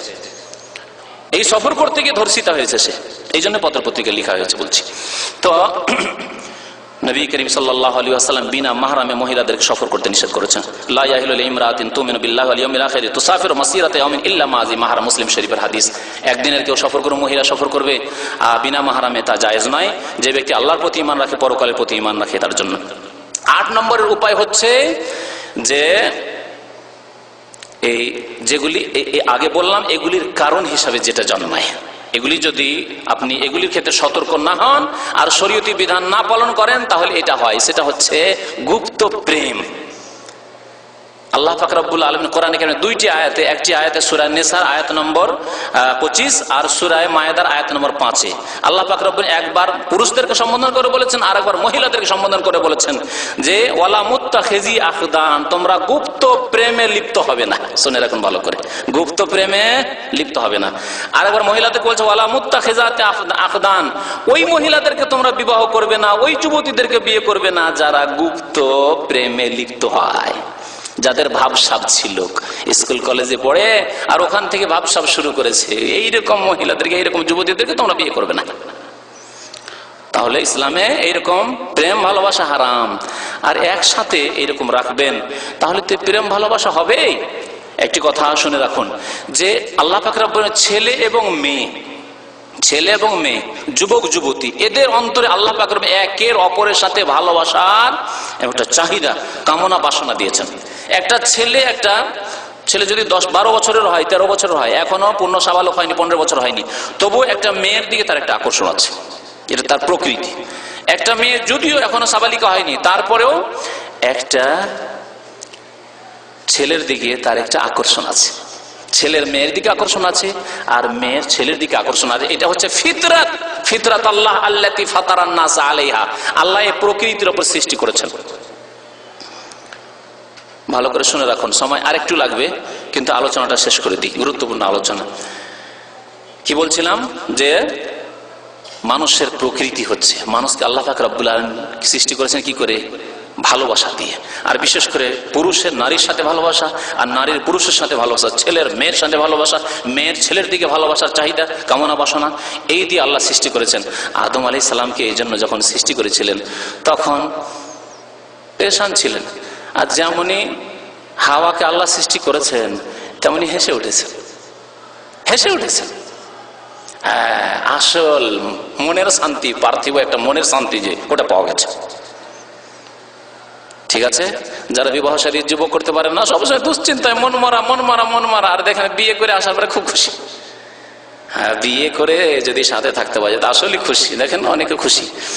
তো যেসব ভাইরা বিয়ে করেননি ওই স্বাদ পাবেন, যখন যাবেন তখন স্বাদ পাবেন, আর বিয়ে শাদী করবেন তখন। আল্লাহ পাক রব্বুল এই প্রকৃতি তৈরি করেছেন মানুষের। তো বলছিলাম যে আল্লাহ পাক রব্বুল আলামিন গুপ্ত প্রেম হারাম করেছেন। গুপ্ত প্রেম হয় কেন? আগের কারণগুলি দেখুন। বিনা মাহরামে সফর করিয়ে দিলেন মেয়েকে, কলেজে পড়ার জন্য আপনার বাড়ি গ্রামের রাজশাহীতে বাড়ি, খুলনায় বাড়ি পাঠিয়ে দিলেন ঢাকা পড়ার জন্য। একাই যাচ্ছে একাই আসছে, রাস্তায় কারোর সাথে বসেছে, প্রেম হয়ে গেছে। ওখান থেকে পত্রালাপ হতে শুরু হয়েছে। আজকাল তো মোবাইল পত্রের দরকারই নাই, মোবাইল নম্বরটা দিয়ে দিয়েছে, নিয়ে এনেছে, ব্যাস এখন চলছে। আর কেমন করে আপনি সামলান দেখি, সামলাতে পারবেন? ছেড়ে দিয়েছেন তো আপনি। তারপরে কি বললাম? অবাধ মেলামেশার সুযোগ সুবিধা দিয়েছেন। আর প্রেম ভালোবাসা জন্মে গেছে। জন্মে যাওয়ার পরে যখন জানতে পারছেন যে আমার মেয়েকে তো কেউ ভালোবেসে ফেলেছে, আমার মেয়ে তো কোনো ছেলেকে যুবককে ভালোবেসে ফেলেছে, তখন মারধর করা শুরু করলেন। মারধর করে ওর ভালোবাসাকে কেমন করে দূর করবেন? হবে না। লাইলা মাজনুর গল্প আছে, মনে পড়ে গেল। যখন আমরা সাহিত্য পড়েছিলাম, আরবি সাহিত্য পড়েছিলাম, তখন লাইলা মাজনুর গল্প, কারণ লাইলা মাজনুর ঘটনা তো আসলে আরব দেশের ঘটনা, হাইল এলাকার ঘটনা। তো লাইলা মাজনুর ঘটনায় দুটো কবিতা মুখস্থ করেছিলাম। তো এই মাজনুন মানে পাগল, এই মাজনুনের বাবা, আমাদের দেশের লোকের সংখ্যকরা মাজনু বলে। তো এই মাজনুনের বাবা খুব ভালো মানুষ, ধার্মিক মানুষ ছিল, সৎ মানুষ ছিল। কাবা শরীফ তখনও ছিল। বলছে যে ছেলে তুমি এত খারাপ হয়ে গেলে, আর এই লাইলার জন্য পাগল, লাইলা করে পাগল হয়ে গেলে, তো এক কাজ করি, চলো তোমাকে নিয়ে যাই, কাবা শরীফে নিয়ে যাই। কাবা শরীফে গিয়ে খুব আল্লাহর কাছে গেলাপ ধরে দোয়া করবে, খুব দোয়া করবে যে আল্লাহ তুমি লাইলার মহব্বত ভালোবাসা আমার অন্তর থেকে দূরে করে দাও, লাইলার ভালোবাসা আমার অন্তর থেকে দূরে করে দাও, আল্লাহ তুমি লাইলা থেকে আমাকে উদ্ধার করো। এই দোয়া করবি তুই। ছেলেকে এই শিখিয়ে দিচ্ছে, দোয়া কর। আর সে তখন কবিতা আবৃত্তি করছে। বাবার দোয়া না শুনে নিজে কবিতা আবৃত্তি করছে, কারণ প্রেমে তো ডুবে গেছে। কবিতা আবৃত্তি করছে, ওই কবিতার এক লাইন মুখস্থ আছে। এখন দীর্ঘদিন আগে পড়েছেন, যখন বাইজাবি পড়তাম, আমাদের তফসির বাইজাবি জানে, তফসির বাইজাবির টিকাতে ভাষ্যতে এই কবিতাটা মুখস্থ করেছিলাম দাওরা হাদিসের ক্লাসে। তখন আমার বয়স 19 বছর বয়স, 1982 কথা, 81 কথা বলছি। ইয়া রাব্বি লা তাসলুবনি হুব্বাহা আবাদা ওয়া ইয়ারহামুল্লাহু আবদান কালা আমিনা। মাজনু দোয়া করলো যে হে রব, হে আল্লাহ, আমার বাবা বলছে যে লাইলার ভালোবাসা তোমার অন্তর থেকে যেন দূর হয়ে যায়, সেজন্য দোয়া করো। আল্লাহ তোমার কাছে দোয়া করি, লা তাসলুবনি হুব্বাহা আবাদা, লাইলার মহব্বত আমার অন্তর থেকে আল্লাহ তুমি কখনো ছিনিয়ে নিও না। ওয়া ইয়ারহামুল্লাহু আবদান, আল্লাহ ওই সব বান্দার উপর রহম করুক, দয়া করুক যারা আমার দোয়ায় আমিন আমিন বলবে। শুনলেন মজার দোয়া, ওয়া ইয়ারহামুল্লাহু আবদান কালা আমিনা। তো আপনি আপনার ছেলে মেয়েদেরকে, আপনার বোনদেরকে, ভাইদেরকে, যুবকদেরকে, আপনার সমাজের যুবকদেরকে অবাধ মেলামেশার সুযোগ দিলেন, স্কুল কলেজে একসাথে ছেলে মেয়েদের সাথে পড়ার, একাকার হওয়ার সুযোগ দিলেন, নির্জনে গল্প করার সুযোগ দিলেন। ওর ক্লাসমেট এসছে রে, যুবতী মেয়ে আপনার, ওর ক্লাসমেট এসছে রে, বসতে তোর ক্লাসমেট এসে বসতে দিবি না? আপনার নিজের মেয়েকে বলছে বসতে দে, একটু খাওয়ার চা পানি দে। এই সব শিখালেন আপনি। আর তারপরে যখন ওর সাথে প্রেম জন্মে যাবে, তখন মারধর করা শুরু করে। তোকে এই জন্য স্কুলে পড়তে পাঠিয়েছিলাম যে তুই প্রেম করবি আর লাভ ম্যারেজ করে বিয়ে করবি, খবরদার। মার আর পিট আর এই সেই শুরু করে দিলেন। হবে কাজ, হবে না। আল্লাহ বলেছেন যে এই গুপ্ত প্রেম থেকে বাঁচাতে হলে নির্জনতা বাদ দিতে হবে, বিনা মাহরামে সফর করা বাদ দিতে হবে, অবাধ মেলামেশা বাদ দিতে হবে। বাইরে যখন তখন বেরিয়ে যাবে, কোথায় আছে খোঁজ খবর নেই, কত ঘন্টা কোথায় থেকে আসলো, আর কখন তার স্কুল শেষ হয়ে গেছে, কলেজ শেষ হয়েছে, তারপরে সন্ধ্যাবেলা রাত্রে আসছে, খোঁজ খবর নেই, এমনটা হলে হবে না। যুবক ছেলে রাত 12টা 1টে আসছে আপনার বাড়ি, আপনি কিছু বলছেন না যে কোথায় এতক্ষণ থাকলে, খোঁজ খবর নিচ্ছেন না যে প্রতিদিন এরকম করে কোথায় থাকে, কোনো খোঁজ খবর নেন না। আর যখন আপনার যুবক ছেলে যখন ফেসে গেছে প্রেমে, না ও সেখানে বিয়ে দেবো না, সেই বউকে নিয়ে চড়তে দেবো না, বাড়িতে আসতে দেবো না, মেরে ফেলে দেবো, এগুলি বলে কাজ হবে? কখনো কাজ হবে না। 9 নম্বরের উপায় হচ্ছে যে যত তাড়াতাড়ি হবে বিবাহ দিয়ে দেওয়া। ছেলের বিবাহ দিয়ে দেন তাড়াতাড়ি, মেয়ের বিবাহ দিয়ে দেন তাড়াতাড়ি। সাবালক হয়ে গেছে, সাবালিক হয়ে গেছে, বিয়ে দিয়ে দেন। ছোট ভাই আছে, সাবালক হয়ে গেছে, বিয়ে দিয়ে দেন। যদিও ছোট ভাইয়ের বিয়ে দেওয়া, সাবালক ছেলের বিয়ে দেওয়া আপনার উপর ফরজ নাই, কিন্তু আপনার মেয়ের বিয়ে দেওয়া আপনার উপর ফরজ। আপনার ছেলের ক্ষেত্রে ফরজ না হলেও একটি নেকির কাজ। ভাই ফরজ না হলেও নেকির কাজ, যদিও ভাই চাইতে বেশি গুরুত্ব আপনার ছেলের বিয়ে দেওয়া। আমাদের দেশের মানুষেরা তো আলহামদুলিল্লাহ এই ক্ষেত্রে আবার অনেক বেশি বুঝে, ছেলের বিয়েটাও ফরজ মনে করে দেয়, তাই না? ছেলের বিয়ে দিতে পারিনি সুতরাং হজ করতে যাব না। মেয়ের বিয়ে দেওয়া ফরজ। আপনার মেয়ে সাবালিকা হয়ে গেছে, তারপরে না না আমার মেয়ের বয়স আর কত হয়েছে, এই তো 17-18 বছর হইলো, এখন তো এই উচ্চ মাধ্যমিকে আছে, একটু ডিগ্রিটা করে নেই, আর ডিগ্রি করার পরে মাস্টার্সটা করে নিক, তাহলে একটা ভালো কোনো চাকরি বাকরি পাবে বা ভালো ছেলে একটা পেয়ে যাবো, ভালো পাত্র পাবো। আমার ছেলে মাস্টার্স করবে, MA পাস করবে, তাহলে তো একটা PhD ডক্টর বা ইঞ্জিনিয়ার পাবো। এভাবে পড়াইতে থাকলেন আর বিয়ে দিলেন না, আর কখন হঠাৎ করে চলে গেল। এক মেয়ের ঘটনা, এখানে তার ভাই ছিল আর ইসলামী সেন্টারে আসতো। তার ভাই দক্ষিণ ভারতের, তার বোনকে মেডিকেল কলেজে ভর্তি করেছে, যুবতী বোনকে মেডিকেল কলেজে ভর্তি করেছে। মেডিকেল কলেজে ওখানে গিয়ে এক শিখের সাথে, আউযুবিল্লাহ, এক শিখ কাফেরের সাথে তার প্রেম হয়ে গেছে। সে আর্মিতে চাকরি করে, সে শিখের সাথে আমার প্রেম হয়েছে। এখন এই মেয়ে যাবেই তার সাথে, যাবেই, ঠিক আছে, কিভাবে যাবে তুমি? আর এই শিখের বাড়ি হচ্ছে কোথায়? সে পাঞ্জাব, মানে দিল্লি থেকে আরো দূরে, আর সে দক্ষিণ ভারতে অনেক দূর, 2000-2500 কিলোমিটার। ঠিক আছে, তোমাকে আমি প্লেনের একটা টিকিট দিয়েছি, তুমি দিল্লি নামবে, দিল্লি নেমে আমার ওই পাঞ্জাব চলে আসবে। কোথায়? কেরালা থেকে, সাউথ ইন্ডিয়া থেকে উড়ে একাই সেই যুবতী আর সেই শিখের বাড়ি চলে গেছে। আর তার ভাই এখানে করে আসে নামাজি হয়ে কাজ হবে? শুধু নামাজি, আর মেয়েকে মেডিকেল কলেজে পড়ার জন্য দিয়েছেন ওই কাফেরদের সাথে আর ফাসিকের সাথে। আর যদি মুসলিমই হয় তো যুবকদের সাথে আপনি মেডিকেল কলেজে আপনার বোনকে পড়তে দিয়েছেন আর মেয়েকে পড়াশোনা করার জন্য দিয়েছেন, আর ভাববেন যে আমি তো পরেশগার। কোন পরেশগারি হলো? এই নামাজ দিয়ে শুধু মুক্তি পাওয়া যাবে? বাস্তব ঘটনা বলছি, 2-3 বছর আগের ঘটনা, যে সমস্যাটি সম্পর্কে আমাদের আপোষে এই আলোচনা হয়েছে যে এইরকম এক সমস্যা হয়েছে। কারণ সেই লোকটি এখানে আসা যাওয়া করতো, দর্শন শুনতে আসতো। শেষ পর্যন্ত কি করা হয়েছে? কোনো উপায় তো নেই, চলে গেছে, তারপরে বিয়ে করে এনেছি, কুকাজে লিপ্ত হয়ে গেছে, কত কি হয়ে গেছে, এখন তো উপায় নেই। শেষে বলা হল ঠিক আছে, ওই শিখকে ইসলামের দাওয়াত দাও, কমের পক্ষে ইসলামের দাওয়াত দাও, শিখ মুসলমান হয়ে যাক কমপক্ষে। জানি না তারপরে আর জানি না যে সেই শিখ মুসলমান হয়েছে কিনা। আল্লাহু আকবার। কি জন্য? অবাধ মেলামেশা করার সুযোগ দেবেন, আর একসাথে সহশিক্ষা রাখবেন, আর তারপরে বলবেন না আমার মেয়েকে আমি ভালো জায়গায় দেখে বিয়ে দেবো, আমার বোনের একটা ভালো ছেলে দেখে বিয়ে দেবো। হবে? কখন উঠে চলে যাবে। নবী করিম সাল্লাল্লাহু আলাইহি ওয়াসাল্লাম তাড়াতাড়ি করতে বলেছেন বিয়ের ক্ষেত্রে। ইয়া মাশারাস শাবাব, যুবকদেরকে। আব্দুল্লাহ বিন মাসউদ রাদিয়াল্লাহু তাআলা বলছেন যে যুবকদেরকে একদিন নবী করিম সাল্লাল্লাহু আলাইহি ওয়াসাল্লাম বললেন, আমরা তো বিয়ে করতে পারছিলাম না, খুব অভাব ছিল মদিনায় হিজরত করে আসার পরে তাদের, মক্কার লোকেরা বলে, হে যুবকরা, মানিস্তাতা মিনকুমুল বাতা, তোমাদের কাছে যার কাছে মোহরের খরচ রয়েছে, অল্প মোহর লাগবে, সামান্য কিছু লাগবে, বা খাওয়াতে পারবে, এতটুকু সাহস আছে, ফালিয়াতাজাওয়াজ, সে যেন বিয়ে করে ফেলে। আপনি খাওয়াতে, নিজে খাবো, আমার স্ত্রী খাওয়াইতে পারবো, ফালিয়াতাজাওয়াজ, বিয়ে করে ফেলেন আপনি। ফাইন্নাহু আগাদ্দু লিল বাসার ওয়া আহসানু লিল ফারজ, কারণ বিয়ে করলে দৃষ্টি নত হয়ে যাবে আর লজ্জা স্থানের সুরক্ষা হবে, হেফাজত হবে। ওমান লাম ইয়াস্তাতি, যদি বিয়ে না করতে পারেন, মেয়ের বিয়ে দিতে পারছেন না, ছেলের বিয়ে দিতে পারছেন না, তাদেরকে রোজা রাখতে বলেন। সোমবারের রোজা রাখান, বৃহস্পতিবার রোজা রাখান। জি, ফালিহি বিসওম, রোজা রাখেন, আপনি রোজা রাখেন। আপনার পরিবারে যারা ওইরকম যুবক যুবতী আছে, বিয়ে হয়তো ওইরকম সুযোগ সুবিধা হচ্ছে না, ফালিহি বিসওম, রোজা রাখান তাদেরকে। ফাইন্নাহু লাহু ওয়াজা, কারণ রোজা বেশি বেশি নফল রোজা রাখলে কি হবে? যে যৌন ক্ষুধা আছে, ক্ষুধা ঠান্ডা থাকবে। জি, ওতেই ঠান্ডা থাকবে। এক তো ইবাদত বন্দি করবে, আল্লাহর এক ভয় সৃষ্টি হবে, আর তার দ্বারা যৌন ক্ষুধা একটু দুর্বল হয়ে থাকবে, যাতে ঠান্ডা থাকবে।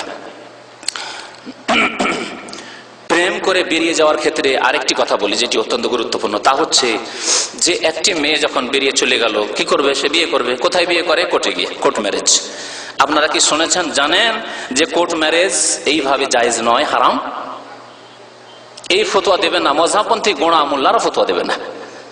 কিন্তু নবী করিম সাল্লাল্লাহু আলাইহি সাল্লামের ফতোয়া এটি, আমার ফতোয়া না, কোন আলেমের ফতোয়া না।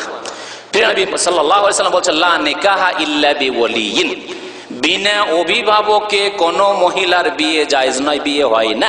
লা নিকাহা, বিয়ে হয় না। এই যে মেয়ে যে উঠে চলে গেল একজন যুবকের সাথে, আর গিয়ে বিবাহ শাদী করলো, সেখানে গিয়ে উকিল ধরলো, আর ওকে আরো, আমি যখন এই হাদিস শুনিয়েছি এমনি বিশেষ বৈঠকে, তখন অনেকে বলে যে ওখানে গিয়ে তো করে নাই, ওলি তৈরি করে নাই, গার্জেন তৈরি করে। গার্জেন তৈরি করে গার্জেন হয় নাকি? না, আল্লাহ গার্জেন তৈরি করেছেন। শুনে রাখুন গার্জেনের ব্যাপারে, বাবা গার্জেন, আসল গার্জেন। বাবা বেঁচে আছেন আর তিনি যদি অন্য কাউকে অনুমতি না দেন, তার দাদারও বিয়ে দেওয়া জায়েজ নাই, তার বড় ভাইয়ের বিয়ে দেওয়া জায়েজ নাই, তার চাচার বিয়ে দেওয়া জায়েজ নাই, কারো বিয়ে দেওয়া জায়েজ নাই। মায়ের তো জায়েজ না, মহিলার তো অভিভাবকত্ব বেলায়তি নেই, মহিলা কোনোদিন অভিভাবক ওলি হতে পারে না। আমাদের দেশে অনেক সময় এখানে আছে স্বামী আর ওর স্ত্রী মেয়ের বিয়ে দিয়ে বসে আছে, এর সাথে পরামর্শ করেন। আমার কাছে এরকম ঘটনা এসেছে, জায়েজই নয়। লা নিকাহা ইল্লা বিওয়ালিয়িন। তাহলে আপনি থাকতে আপনার মেয়ের বিয়ে যদি আপনার ভাই দেয়, আপনার বাবা পর্যন্ত দেয়, বাবাকে কত সম্মান করি আমরা, পরিবারের দাদাকে কত সম্মান করা হয়, দাদাও যদি বিয়ে দেয় বিয়ে হবে না, কারণ কাছের ওলি আছে, মওজুদ আছে। হ্যাঁ, বাবা নেই, তখন দাদা নাতনির বিয়ে দেবে। জি, লা নিকাহা ইল্লা বিওয়ালি। আর একটি হাদিস শুনেন, আরো স্পষ্ট এর চাইতে, আইয়ুমা ইমরাতিন নাকাহাত নাফসাহা বিগাইরি ইজনি ওয়ালিহা ফানিকাহুহা বাতিলুন বাতিলুন বাতিলুন। নবী করিম সাল্লাল্লাহু আলাইহি ওয়াসাল্লাম বলছেন, যে কোনো মহিলা, আইয়ুমা ইমরা, যে কোনো মহিলা। তাহলে আমাদের দেশের মযহাবপন্থীদের এই কথা যে যুবতী হলে অসুবিধা নেই, আর যদি যুবতী না হয়, নাবালিকা হয়, তাহলে এটা চলবে না। নবী সাল্লাল্লাহু আলাইহি ওয়াসাল্লাম এই কথা বলছেন না, বলছেন আইয়ুমা ইমরা, যে কোনো মহিলা, যুবতী হোক আর যুবতী নাই হোক, ছোট হোক আর বড় হোক, আর বুড়ি হোক আর 40 বছর বয়সের হোক আর 60 বছর বয়সের হোক, বিবাহিতা হোক, আগের তালাক প্রাপ্ত হোক, স্বামী মারা বিধবা হোক, যাই হোক না কেন, আইয়ুমা ইমরা, যে কোনো মহিলা নাকাহাত নাফসাহা, যদি নিজে নিজেই বিয়ে করে ফেলে কোনো যুবককে, কোনো পুরুষকে, বেগাইরে ইজনে ওয়ালিহা, তার ওয়ালির এজেন, অনুমতি না নিয়ে, ওলিকে জানতেই দিল না, সে উদাও গিয়ে কোর্টে বিয়ে করে নিল, ফানিকাহুহা, তার বিয়ে হচ্ছে। নবী করিম সাল্লাল্লাহু আলাইহি ওয়াসাল্লাম 3 বার বলেছেন, কি বলেছেন? বাতিলুন বাতিলুন বাতিলুন, এই নিকাহ বাতিল বাতিল বাতিল। কোথায় আছেন? তাহলে কোর্ট ম্যারেজ জায়েজ? কোর্টে তাহলে করাই কেন? এই জন্য করাই যে কোর্টে হাদিস বিরোধী ফতোয়া আছে, মযহাবী ফতোয়া, যে সাবালিকা যদি হয় 22 বছর ওপরে হয় তাহলে অসুবিধা নেই, মন গড়া ফতোয়া যা আছে সেই জন্য জায়েজ নয় এরকম। তাহলে কত আমাদেরকে সতর্ক হইতে হবে। 10 নম্বরের উপায় হচ্ছে সমাজকে অশ্লীল কাজ থেকে, অশ্লীল কথা থেকে, অশ্লীলতা থেকে বাঁচাবার, তা হচ্ছে আপনার ছেলে মেয়ে, পরিবারে যারা সদস্য রয়েছে তাদের সম্পর্কে সজাগ থাকা, খেয়াল রাখা, যে কে কোন অবস্থায় রয়েছে, আমার যুবক ছেলেরা কি অবস্থায় রয়েছে, কোথায় কত সময় কাটায়, কখন বেরোয়, কখন আসে বাড়িতে, আর কখন ঘুমায়, আর কোন কোন তার বন্ধু বান্ধব কে রয়েছে। মেয়েরা, ওই মেয়েদের ক্ষেত্রে দেখতে হবে যে কোন বান্ধবীর বাড়ি যায়, আবার যে বান্ধবীর বাড়ি যায়, যে বান্ধবী তার কাছে আসে, সে চরিত্রবান না চরিত্রবতী না চরিত্রহীনা, এসব খেয়াল রাখতে হবে। হয়তো আপনার মেয়ে পরেশগার, কিন্তু চরিত্রহীনা এক যুবতীর সাথে তার বন্ধুত্ব, যার ফলে বিভ্রান্ত হয়ে যেতে পারে, 2-4 দিনে সে কন্ট্যাক্ট করিয়ে দেবে। এইরকম বহু যুবতীর কন্ট্যাক্ট করিয়ে দেয় যুবতীরা, অন্য যুবতীরা যুবকদের সাথে, হয় না এসব ঘটনা? তাহলে আপনাকে এগুলি খেয়াল রাখতে হবে।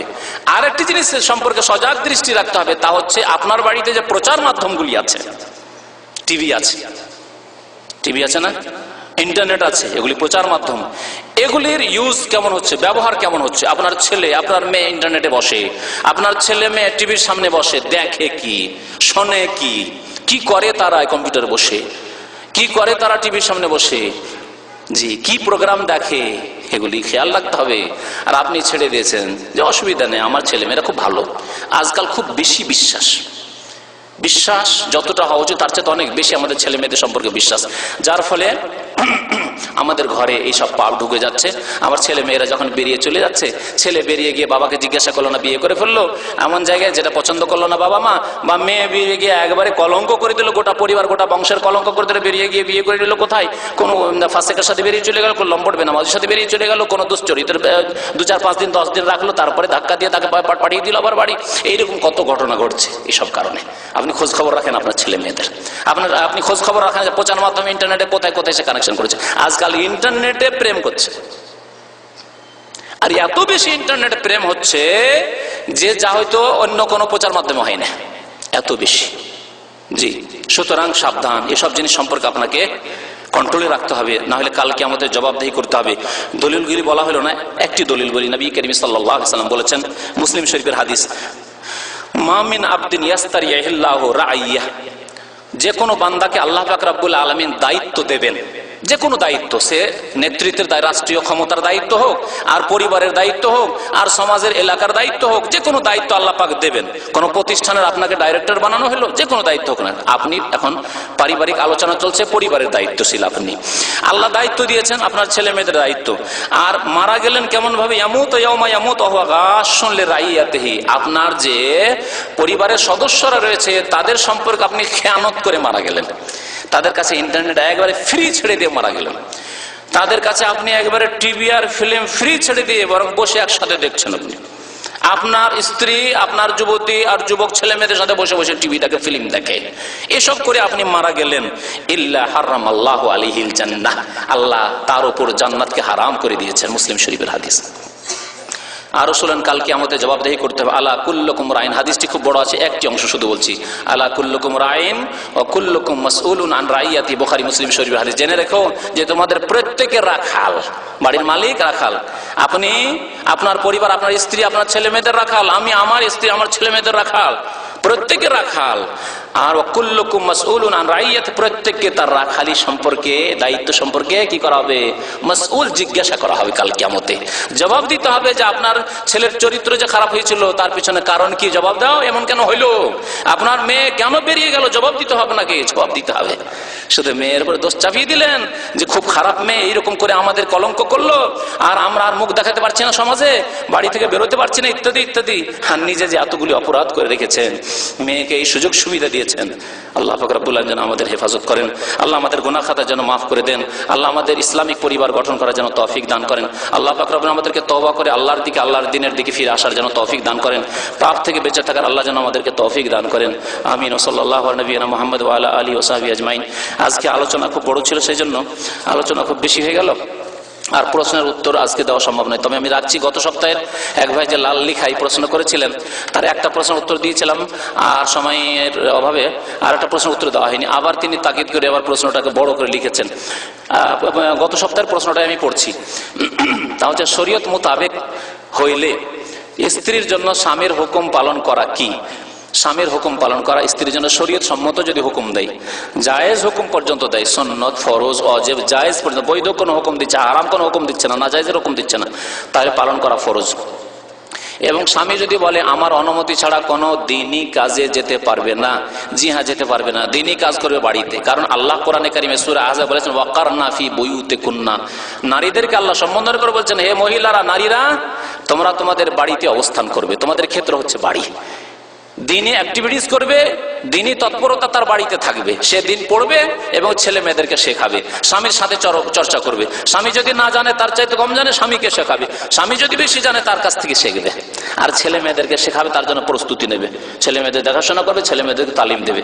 আর চিল্লা লাগাতে মহিলারা চিটাগাং থেকে ঢাকা, আর ঢাকা থেকে চলে যাবে রাজশাহী, হ্যাঁ, আর বলছে আমরা তবলিগ ইজতেমায় যাচ্ছি, আর যাবে আপনার ওই কি বলে ওই জামাতি অনুষ্ঠান করতে, জামাতি মহিলা সংগঠন, আর স্বামীর অবাধ্য হয়ে চলে যাবে যে আমরা একামতের দিন, আমার ভাই যেহেতু জিজ্ঞেস করছে একামতের দিনের জন্য স্ত্রী পিড়াপিড়ি করছে, আমি একামতের দিনে যাব। গত সপ্তাহে বলেছি একামতের দিন বাড়িতে অবস্থান করার নাম মহিলার। একামতের দিন মানে বাইরে গিয়ে অপর মহিলাকে আপনি দাওয়াত দিতে যাবেন, এটা একামতের দিন নাই। আর তাকে শিখাতে যাবেন যে আমাদেরকে গদিতে পৌঁছিতে হবে, ওই যারা মাথার পর্দা করে না ওরা কেন গদিতে পৌঁছেছে, আমরা পৌঁছিব, এটা একামতের দিন। হ্যাঁ, হাসিনা কেন পৌঁছিল আর খালেদা কেন পৌঁছিল, আমরা পৌঁছিব, এই দাওয়াত দেওয়ার নাম একামতের দিন? কখনো নাই, একামতের দিনের নাম নাই। আবার একামতের দিন গত সপ্তাহে আর বাড়ে না হলে আমি আরো বেশি বলে ফেলবো।